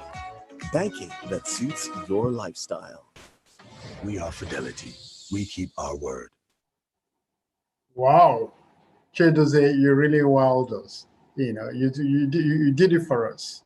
We thank you for that excellent customer experience with Fidelity Bank. How can we say it? We can't say more. Thank you so much. And also thank you for sharing your experiences. I know that it's not just all tales of doom and all that. The pharmaceutical industry during this COVID, they also did a massive turnaround. Thank you so much for sharing your experiences. And you talked about digital transformation, want to digitalize your processes, and that's actually what we did in Fidelity a couple of years back. We upgraded from Finacle 7 to the highest in the industry, Finacle 10. And we're also doing, from time to time, we do tech refresh so that we can meet the needs and aspirations of our customers. That's why one of the reasons during COVID, we didn't have most of those glitches and all that. We had a seamless transition, so to speak. Thank you so much. Going further, we want to talk about SMEs. SMEs, how are they coping with COVID-19? Especially with this new normal. What is happening to them?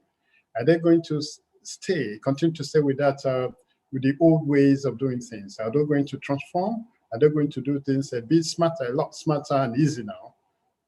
That's why we are here today. And to talk about digital transformation for MSMEs. And who else to talk about it, to handhold us, than the technology expert, Mrs. Titilope Ojo. A brief about Mrs. Ojo.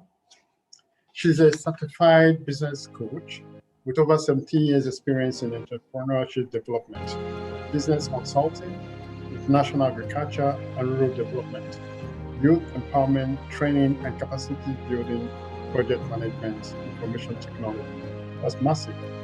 She's also a Hubert Humphrey Fellow, an award she received from the US in recognition of her contribution to leadership in public service. She also consulted with a large number of organizations spanning large corporates and SMEs on key functional areas of business. Ladies and gentlemen, welcome Mrs. Titilope. Good afternoon. We're right now at the other side of midday. It's 12:02. I'm quite happy to be here. And Fidelity Bank, this is a very beautiful program. I've been enjoying my sessions since I joined when we started. Today I'll be talking on digitalization. I'll be looking at digitalization, and this is very important. Let me just mention here, of course, COVID happened to everyone all over the world.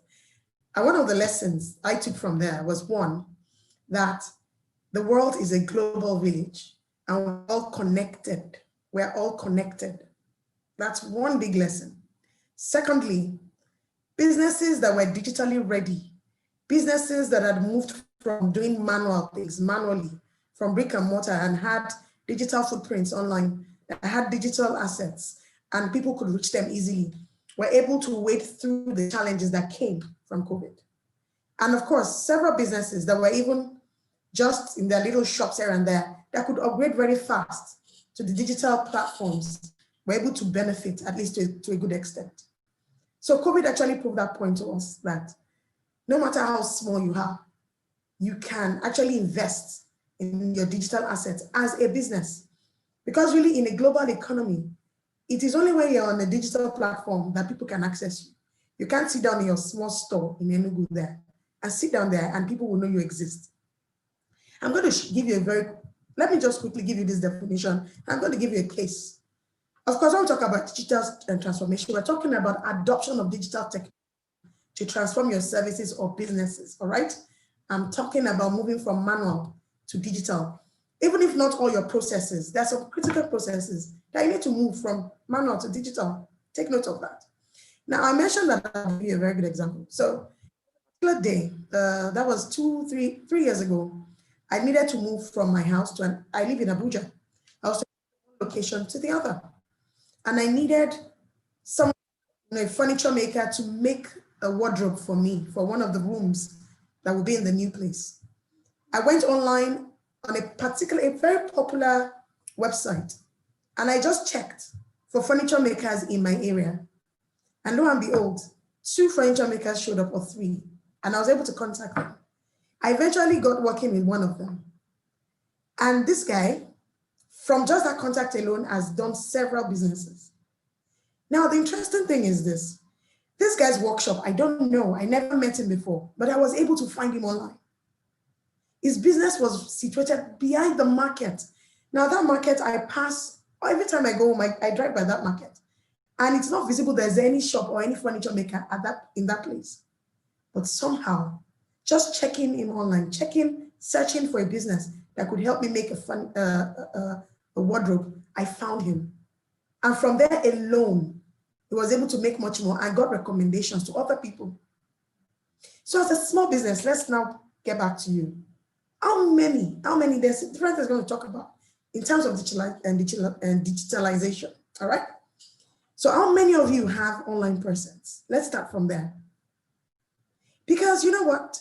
That particular furniture maker I just spoke about was in a shop on a regular day doing what he's doing, but somebody was looking for a furniture maker somewhere I did not know about. That person was looking for a furniture maker, and by searching, found him. So how many small businesses here, SMEs here, have online presence? Let's even start from there. How do you move some of your services? How do you put them online so that anyone looking for you can find you? In the last 4 years, I've worked with exporters, okay, on a project I've been working on, exporters. And, it changed a lot of mindset, especially me, that as an SME, you work in a global environment and anyone might want to look for you, whether in Nigeria or abroad. So think of it that way first. You need to go digital on some of your business processes so that you can serve a more diverse community. In fact, a global community. So I've asked that question, how many of you are online? Answer that question. And I'm not talking about building websites. Some of you can even, SMEs I've worked with, many of them will tell me, I don't have money to build a website. I don't have money to attend a training. Everything I've heard from SMEs, that we don't have money. So let me move from, what will cost you so much to what you can afford to even do where you are right now. Now, this person I told you about subscribed to an online platform, and it was a free subscription. He didn't have to pay for it. But from that simple free subscription, he has gotten as many customers as possible. So think about it. We are now on Fidelity Bank SME webinar. I'm sure Fidelity Bank also has digital products for their clients. As someone, an SME here, you should find out what digital products do my banks have on offer. I know some banks have online stores. Yes. And I know some people also provide online stores now that you can actually subscribe to for next to nothing. And your business would have online presence so that anyone looking for you can find you. So let me move from even online presence as websites relates. Let's talk about social media. Do you know how many people are making millions on Instagram alone? Have you also leveraged social media platforms for your business in terms of marketing and sales? These are things you don't need to pay for.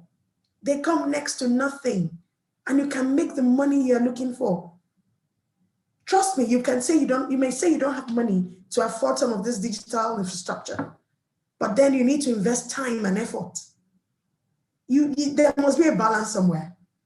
I feel some SMEs don't just have that time to explore the opportunities that exist, and I'm challenging you right now to explore them. Now, also, we're looking at digitalization, looking at your customer experience. How do you serve your customer through digitalizing some of your processes? I've talked about online presence. People are looking for your products. How can they find you? Online presence. Then let's look at payments. So I find a product online and I want to buy, it's yours. How do they get to pay easily to you? So now we have digital payment platforms. Like I have a website. I offer training services, for example. And if you go on my website and you want to pay for my trainings, I've integrated payment gateways that is just so convenient. For my clients can book a training and pay right there and then. This morning, I saw a notification that somebody had paid via that website. So this particular customer doesn't have to start wondering, I have to start asking for my bank account. It needs to, in fact, in some cases, some people even need to go and deposit into your account. You have to move from where they are to a physical bank to pay for your services. How have you leveraged that as well? Because when we're looking at digitizing, you are really looking at your customer. How do you make work processes, business processes seamless for your customers? And do you know that's why your customers will keep coming back? They'll like to work with you. First, you're accessible. They're able to access your product services. Secondly, when they even access those things, they're able to pay conveniently and get the products delivered to them. Okay, so let me look at the type of businesses you might be in as SMEs, all right? Some of you might be into selling of products. Some of you might be knowledge products, services in particular. Now, services have no boundaries. I hope you know that. Services can be ordered from anywhere. Someone from Ghana can order your service in Nigeria, and all that is necessary for you is just internet, and you're doing that business with that person. So how do you make it convenient? There are days you need to have meetings with your customers.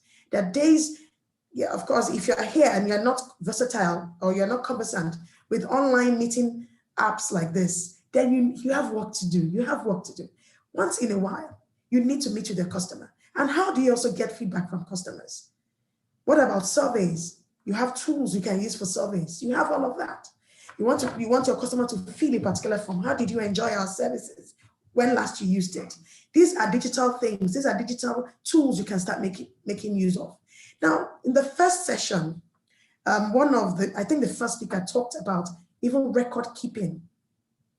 Now, I've worked with SMEs that want to get loans from banks. And one thing I've seen that rings clear is that most of our business plans are not bankable. But let's even move from developing bankable business plans. If you indeed need someone to fund or finance your business, I think the first speaker also talked about using your corporate accounts. But then what matters here is how do you keep records digitally? It's very key. There was a time I worked a small business, and when I asked for his records, he brought out a logbook. It was just a book. He wrote how much he bought the things, he wrote how much. It was so manual. You can't take that to bank. No. You need to organize your records. And that is very key. So like I said, I have a payment gateway. People pay into my account and that works. At the same time, how do I keep track of those transactions in a digital format and not just writing it in a book? A book can be missing. A book can be lost. Fire will destroy some markets and fires have destroyed some markets and the records are all gone. But this person can always go back online and key into one thing and find his records there. So what are the digital structures you've put in place, even for your financial records, your inputs, what comes in, what goes out? Because at the end of the day, all you might be needed to required to do is to just print a statement and attach to your business plan. And that's all the bank is looking for. How do you keep those records? Let me also mention to you that there are financial service providers right now that are bringing, apps that small businesses can make use of for bookkeeping specifically. I have friends that do that as well. For bookkeeping, where every record, whatever comes in, what goes out as you are receiving them, you upload those things on that app in the cloud. And that app in itself would help you to do all the other things that present a very beautiful statement.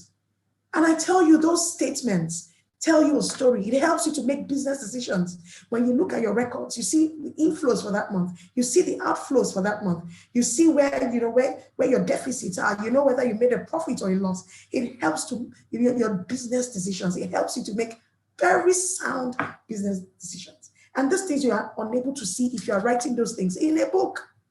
So what are you doing about that? How are you digitalizing your financial records? How are you digitalizing your payments? So that there's a record somewhere and you can always tap into that system and get the record out whenever you need it. How do you do that?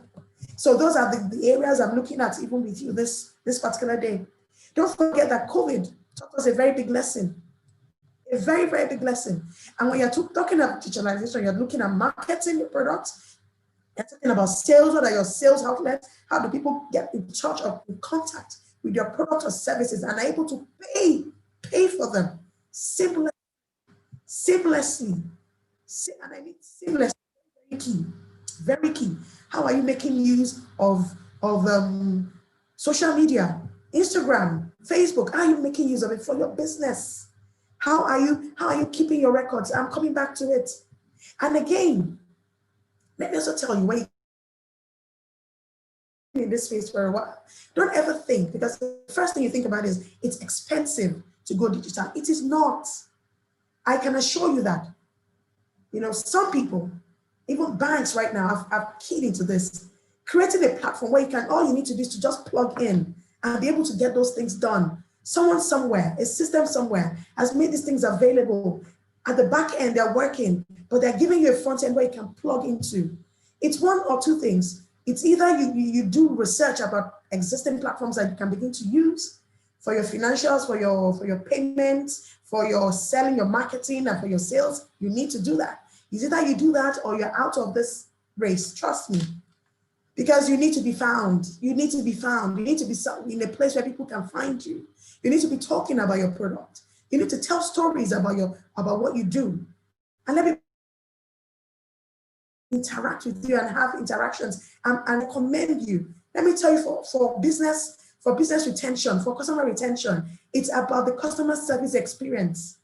It's about customer service experience. If your customer service experience is seamless, in no time, trust me, there'll be recommendations everywhere. People will recommend, that if you need this, go to this site, go on Instagram, they'll send them your name, they'll tell their friends, it was so easy for me to pay for this thing. It was just so seamless. I was able to just go, from registering, I could pay for this person's services. And in fact, on that services, of course, I got my delivery within 2 or 3 days and all of that.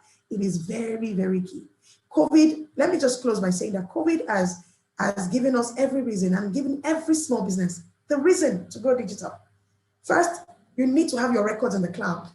Because if you have physical books and all that, they could get missing. Someday you'll need that record. You'll be in London, you need your record. All you need to do is just punch in something and get your records and use it wherever you are in the world. That's the essence of digital record keeping. It helps you keep tabs, it helps you keep track, and you can log into your system from anywhere in the world. And it doesn't have to be something too big. They're affordable. They're affordable. Please, I would like to tell you this, that just make some effort, make an effort on this thing, please. And never think that you're too small to go digital. You're never too small. In fact, for every startup, digital is the best thing. Trust me, if you want to rent a shop, I know how much it's going to be. Some people don't even have physical shops. A lot of startups and small businesses don't even have digital shops. They don't have physical shops. Everything they've done is purely digital. They have an online store. They have presence on social media. They've integrated some kind of thing. They put up a simple website, simple website that didn't cost too much, and integrated payment gateways on those things. Very simple technologies that didn't cost anything, and yet they're grossing their millions per month. So I'm leaving you with this. That going digital is not even an option. It's not an option. For any small business that wants to be competitive, oh, you need to go digital. There's not to be about it. And you can digitalize every process in your business without having to pay an arm and a foot for it. And I want to assume that Fidelity Bank too is doing that for their customers, because that's the way to go. So on this note, Mr. Moderator, let me just take questions. I believe there might be questions on this. I know small businesses have loads of questions when it comes to digitalization, but I've just shared a few of my experiences with you. And I believe that this has been quite enlightening to a certain extent. So let me take some questions for the things I'm not able to cover in this short session. Thank you, Mrs. Ojo, for that wonderful presentation. We can hear you loud and clear. That's for every startup. Digital is it. There is no option.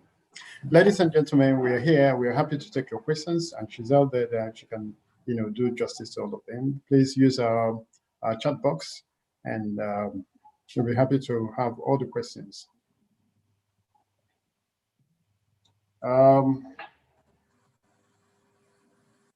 The first question is a commendation. Nice one, ma'am. Please, I want to request that we should be more detailed on how we keep record of sales and expenditure digitally. It's an area I do seriously need. Okay. He says he needs help in that area. What do you okay, advise? Let me just give one, because I won't be able to take you through sales and all that, because that's a cost. That's a cost in itself. But let me just give you tips, okay? Number one, you need to learn how to keep your records in the first place, because when you go on digital platforms, it's more like what you put in is what will come back to you, basically. So the system is not itself the ones putting in your records for you. You have to develop your records from your end first. Do you get that? So you need to understand what kind of records you need to keep in your business.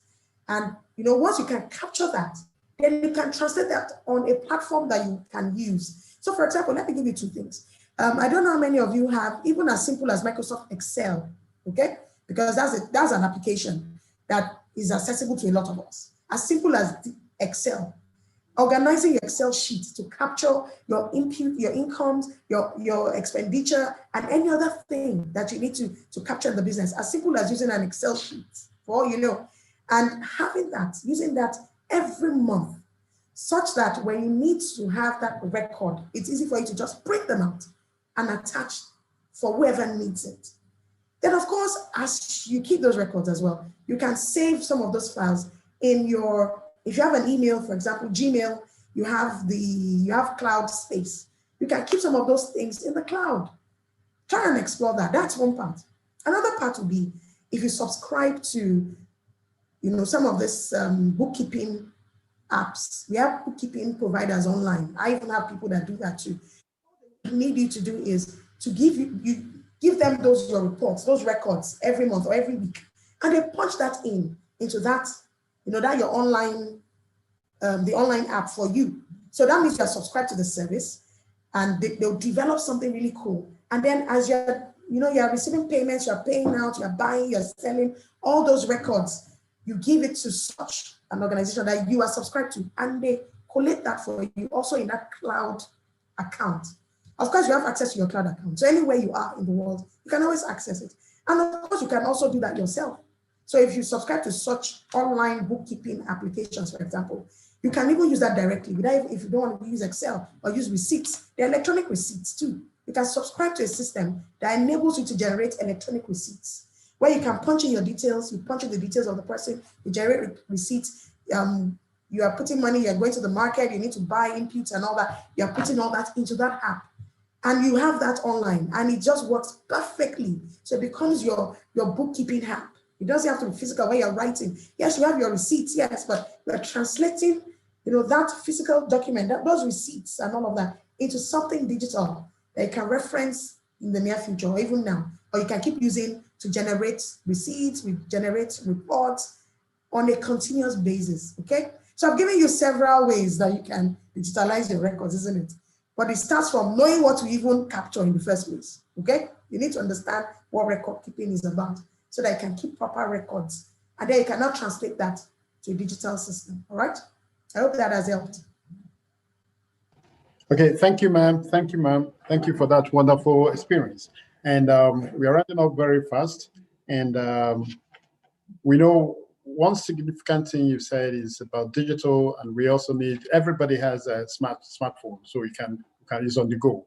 So thank you, madam. Next, we have a goodwill message from the president of Association of Bureau de Change Operators, Alaji Aminu Gwadabe. Please, can we have his goodwill message? Hello. Good morning, good afternoon, good evening from wherever you are. I'm Alaji Aminu Gwadabe, the acting president of the National Association of Bureau de Change Operators of Nigeria. I am sure a lot of people will be asking, what's a Bureau de Change doing on an SME capacity building? First, I want to thank the management of Fidelity Bank for putting this together, for tailoring SME financing. Most of the time, what comes to my mind is it's not conventional funding. The problem we always have is conventional funding. We never have people that can think about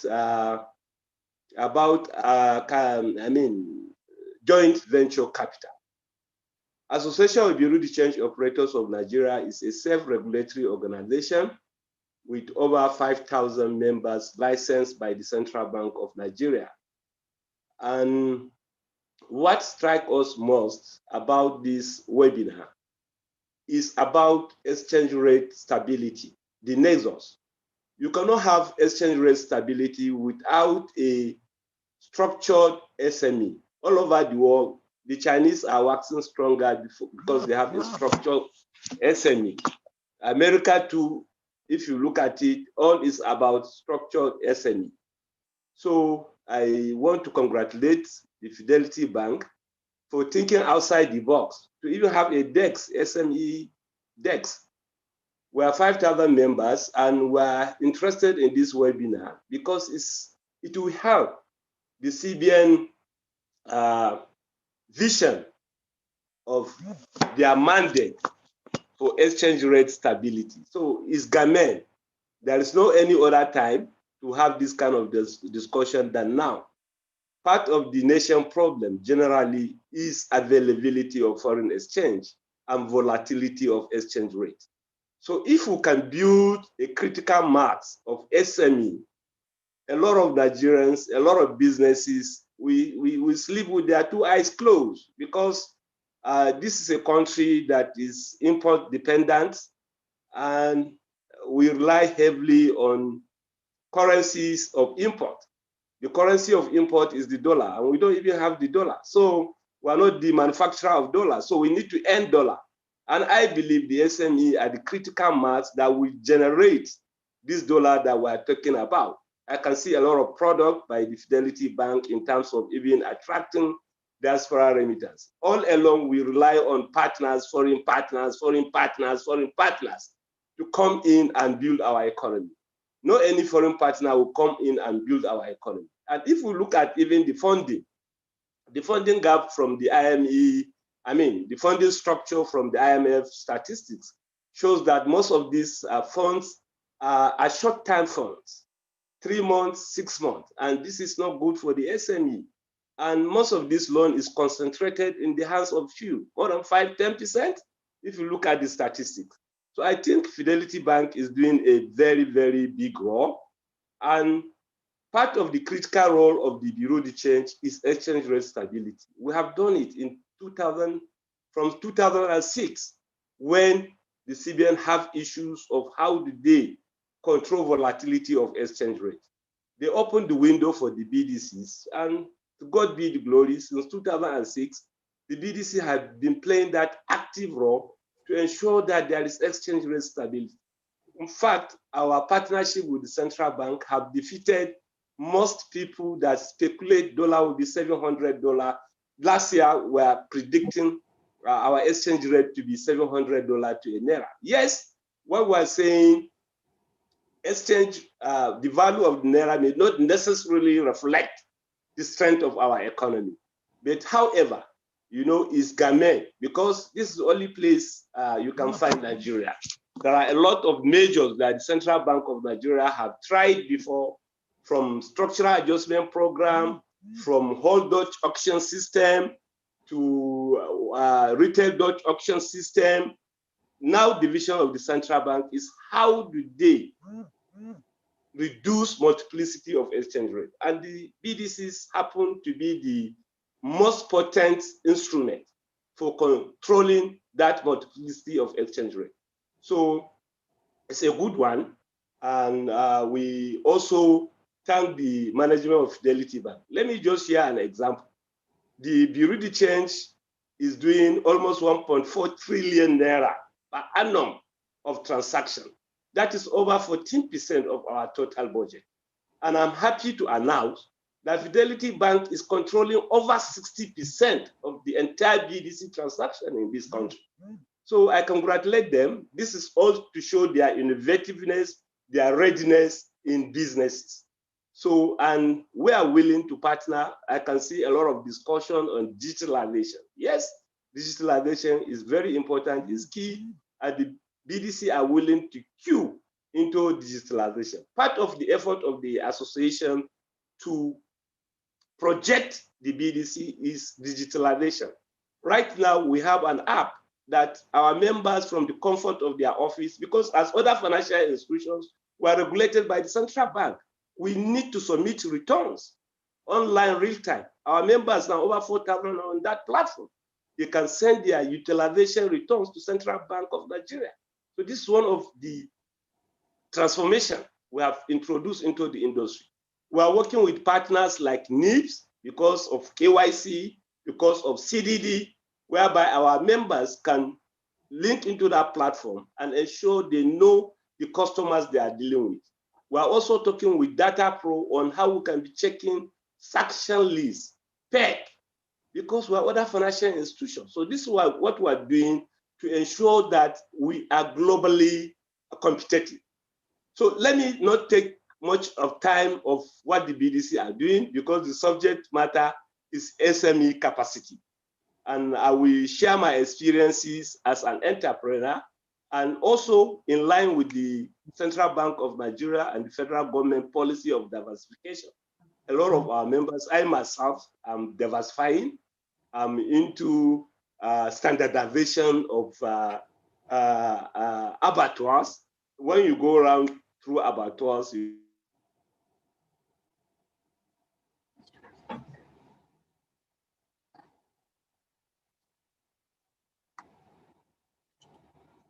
Thank you so much, Alaji Gwadabe. they tell you this is where you abattoirs. I think we have some technical issues here. Okay. Thank you so much, Alaji. It's been very wonderful, the expose and all that. And you all said it. You just said it all. You said no foreign partner can build your economy for you. It's just like saying no man can come and build your home for you. You have to do it. That's why our MD CEO, Mrs. Nekonyali, together with her management team, thought it wise to start this, because we know that SMEs, that's where it started. That's the root, that's the engine, that's the hub, that's the pillar that holds the house. So, Alhaji, we thank you so much. Your Excellency, the wife of the governor of Enugu State, I am the CEO, Mrs. Nekonyalibe. Ladies and gentlemen, thank you for joining us. We are of course coming to the end of this webinar, and very shortly we're running off very shortly. And but we still have your questions. We're happy to take your questions. Do send in your questions. We have a chat box. The ones we can't take after, we now find a way to send it to you. We're happy you're here with us. This webinar is happening in Enugu, and we have a host, the regional bank head for Enugu and Ebonyi, Mr. Charles Chukwu. We call upon him now to give us the closing remarks. Mr. Chukwu, please.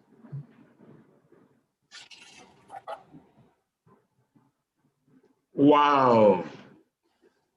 Thank God Almighty. It's been a very fulfilling session. It's all thanks to our most capable Managing Director and Chief Executive, Mrs. Nneka Onyalibe, for your kind support in providing us with all we needed to make this webinar a success. A special thank you to the government and people of Enugu State, especially Her Excellency, Mrs. Monica Ugwuanyi, the amiable First Lady of Enugu State, for gracing this first ever SME webinar of Fidelity Bank. Truly, Enugu State is in the hands of God. I also say a very big thank you to our resource persons, John Ngobo, Robert Anwatu Jr., Chiedozie Atuegu, Lanre Ogini, and others for your commitment to ensuring that our participants were well abreast with SME capacity building. To our team, my colleagues who work tirelessly to see to the smooth running of this webinar, I say well done to you all. I must not forget the SMEs who took active part in this webinar. I sincerely hope and believe that it was quite beneficial to you all. We look forward to your application of all we have learned today. Thank you, and may God bless us all. Thank you so much, Charles Chukwu. We can't leave this venue without doing one special thing. Your Excellency, the wife of the governor and our MD, I want to give us one opportunity to say something. There's one man that's more or less started it all. There's one man that more or less started it all, some 10 years thereabouts ago. He started from the root, from the scratch, and grew it to where it is today. In the industry, he's known as Mr. SME. And that's what Fidelity is synonymous with today. Ladies and gentlemen, join me in welcome Dr. Ken Opara. He's the Executive Director for Lagos and Southwest. He's the man that started it all, that little office at a day man like it, but he's grown it to what and where it is today. Dr. Ken, we're grateful.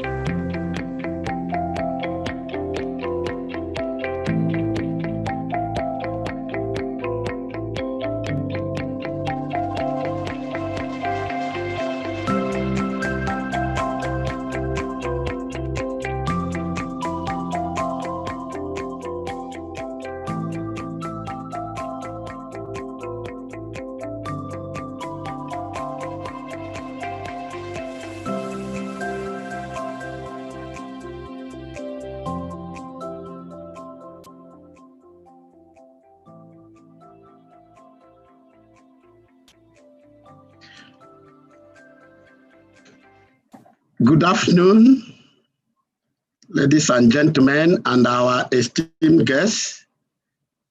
Apology, I think AGK, the crew didn't, they forgot to unmute me, but I think it's okay now. It's been an exciting one, quite inspiring and exciting session. The special guest, Her Excellency Mrs. Monica Ugwanyi. Our own Amazon, the Group Managing Director of Fidelity Bank, Mrs. Seneka Onyali Ibe. Other dignitaries, speakers today, I think mine is to thank you very strongly and to say it's very unique, and for making time to honor this occasion, either as participant or guest speaker or contributor. We just say very much thank you. It's so exciting. And I want to say that Fidelity for us is a culture that we believe that we want to give SME the wing to fly. And at the beginning of this year, with the new leadership under Mrs. Neka Onyali Ibe, she said clearly that we need to do things differently. And so this national capacity building program for SME is the first of its kind. Basically, it's now happening on the digital platform. Before now, of course, we would have gathered. Some years back, we were in Enugu physically, and we had this SME conference. But the choice of Enugu to start this is also very unique.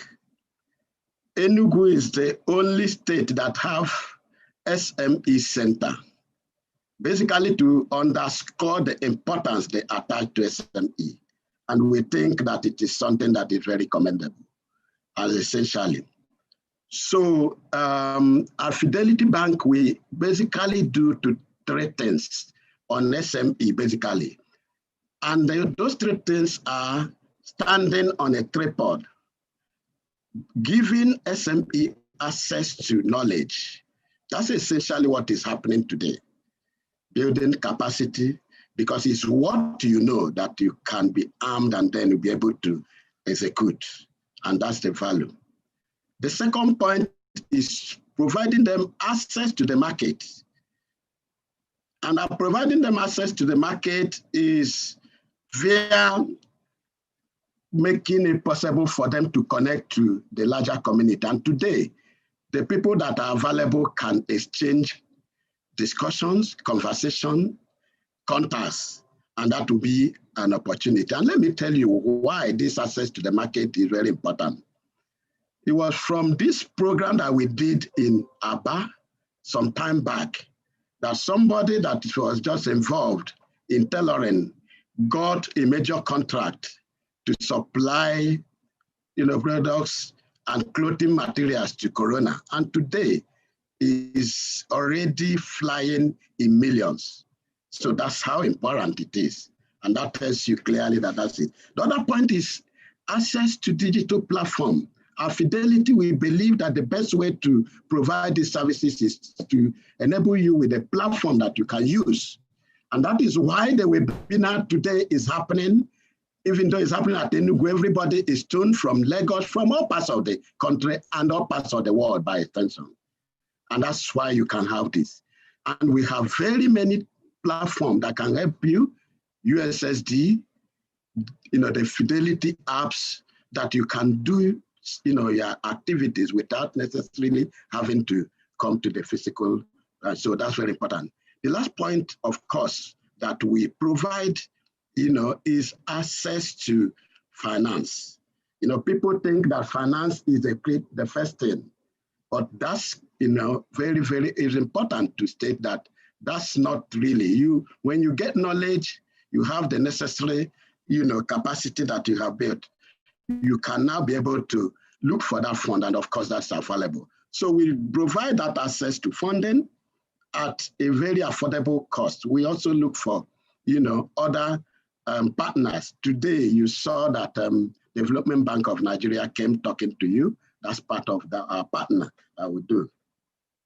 Is also to say that clearly we want to thank our speakers today that have demonstrated in practical terms. I was hearing even the use of pidgin, basically to communicate and to provide that. I just want to thank that, be able to do that.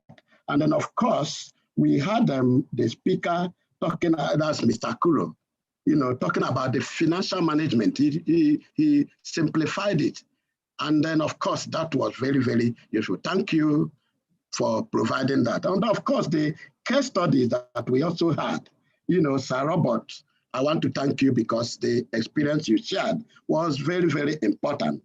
Then, of course, the SMEDAN, I can't forget easily your experience that you also showed, Dr. Friday. Thank you so much for that insight you shared. Our partner also, the DBN, I want to thank you for coming to share the wealth of knowledge. And of course, the last case study which Chiedozie provided. And then of course, that was also very, very important. And then lastly, the digital, which we talked about. I was listening to it and the way it talked about the market moving. And that's of course what Mrs.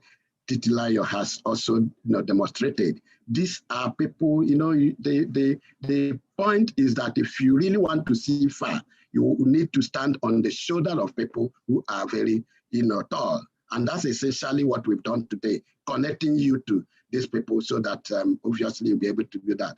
I want to tell you clearly that this is the beginning of this series. You're going to have so many of them in all the geopolitical areas, and it's going to continue different perspective, different, experience, different people coming to say, and that's what Fidelity is noted for.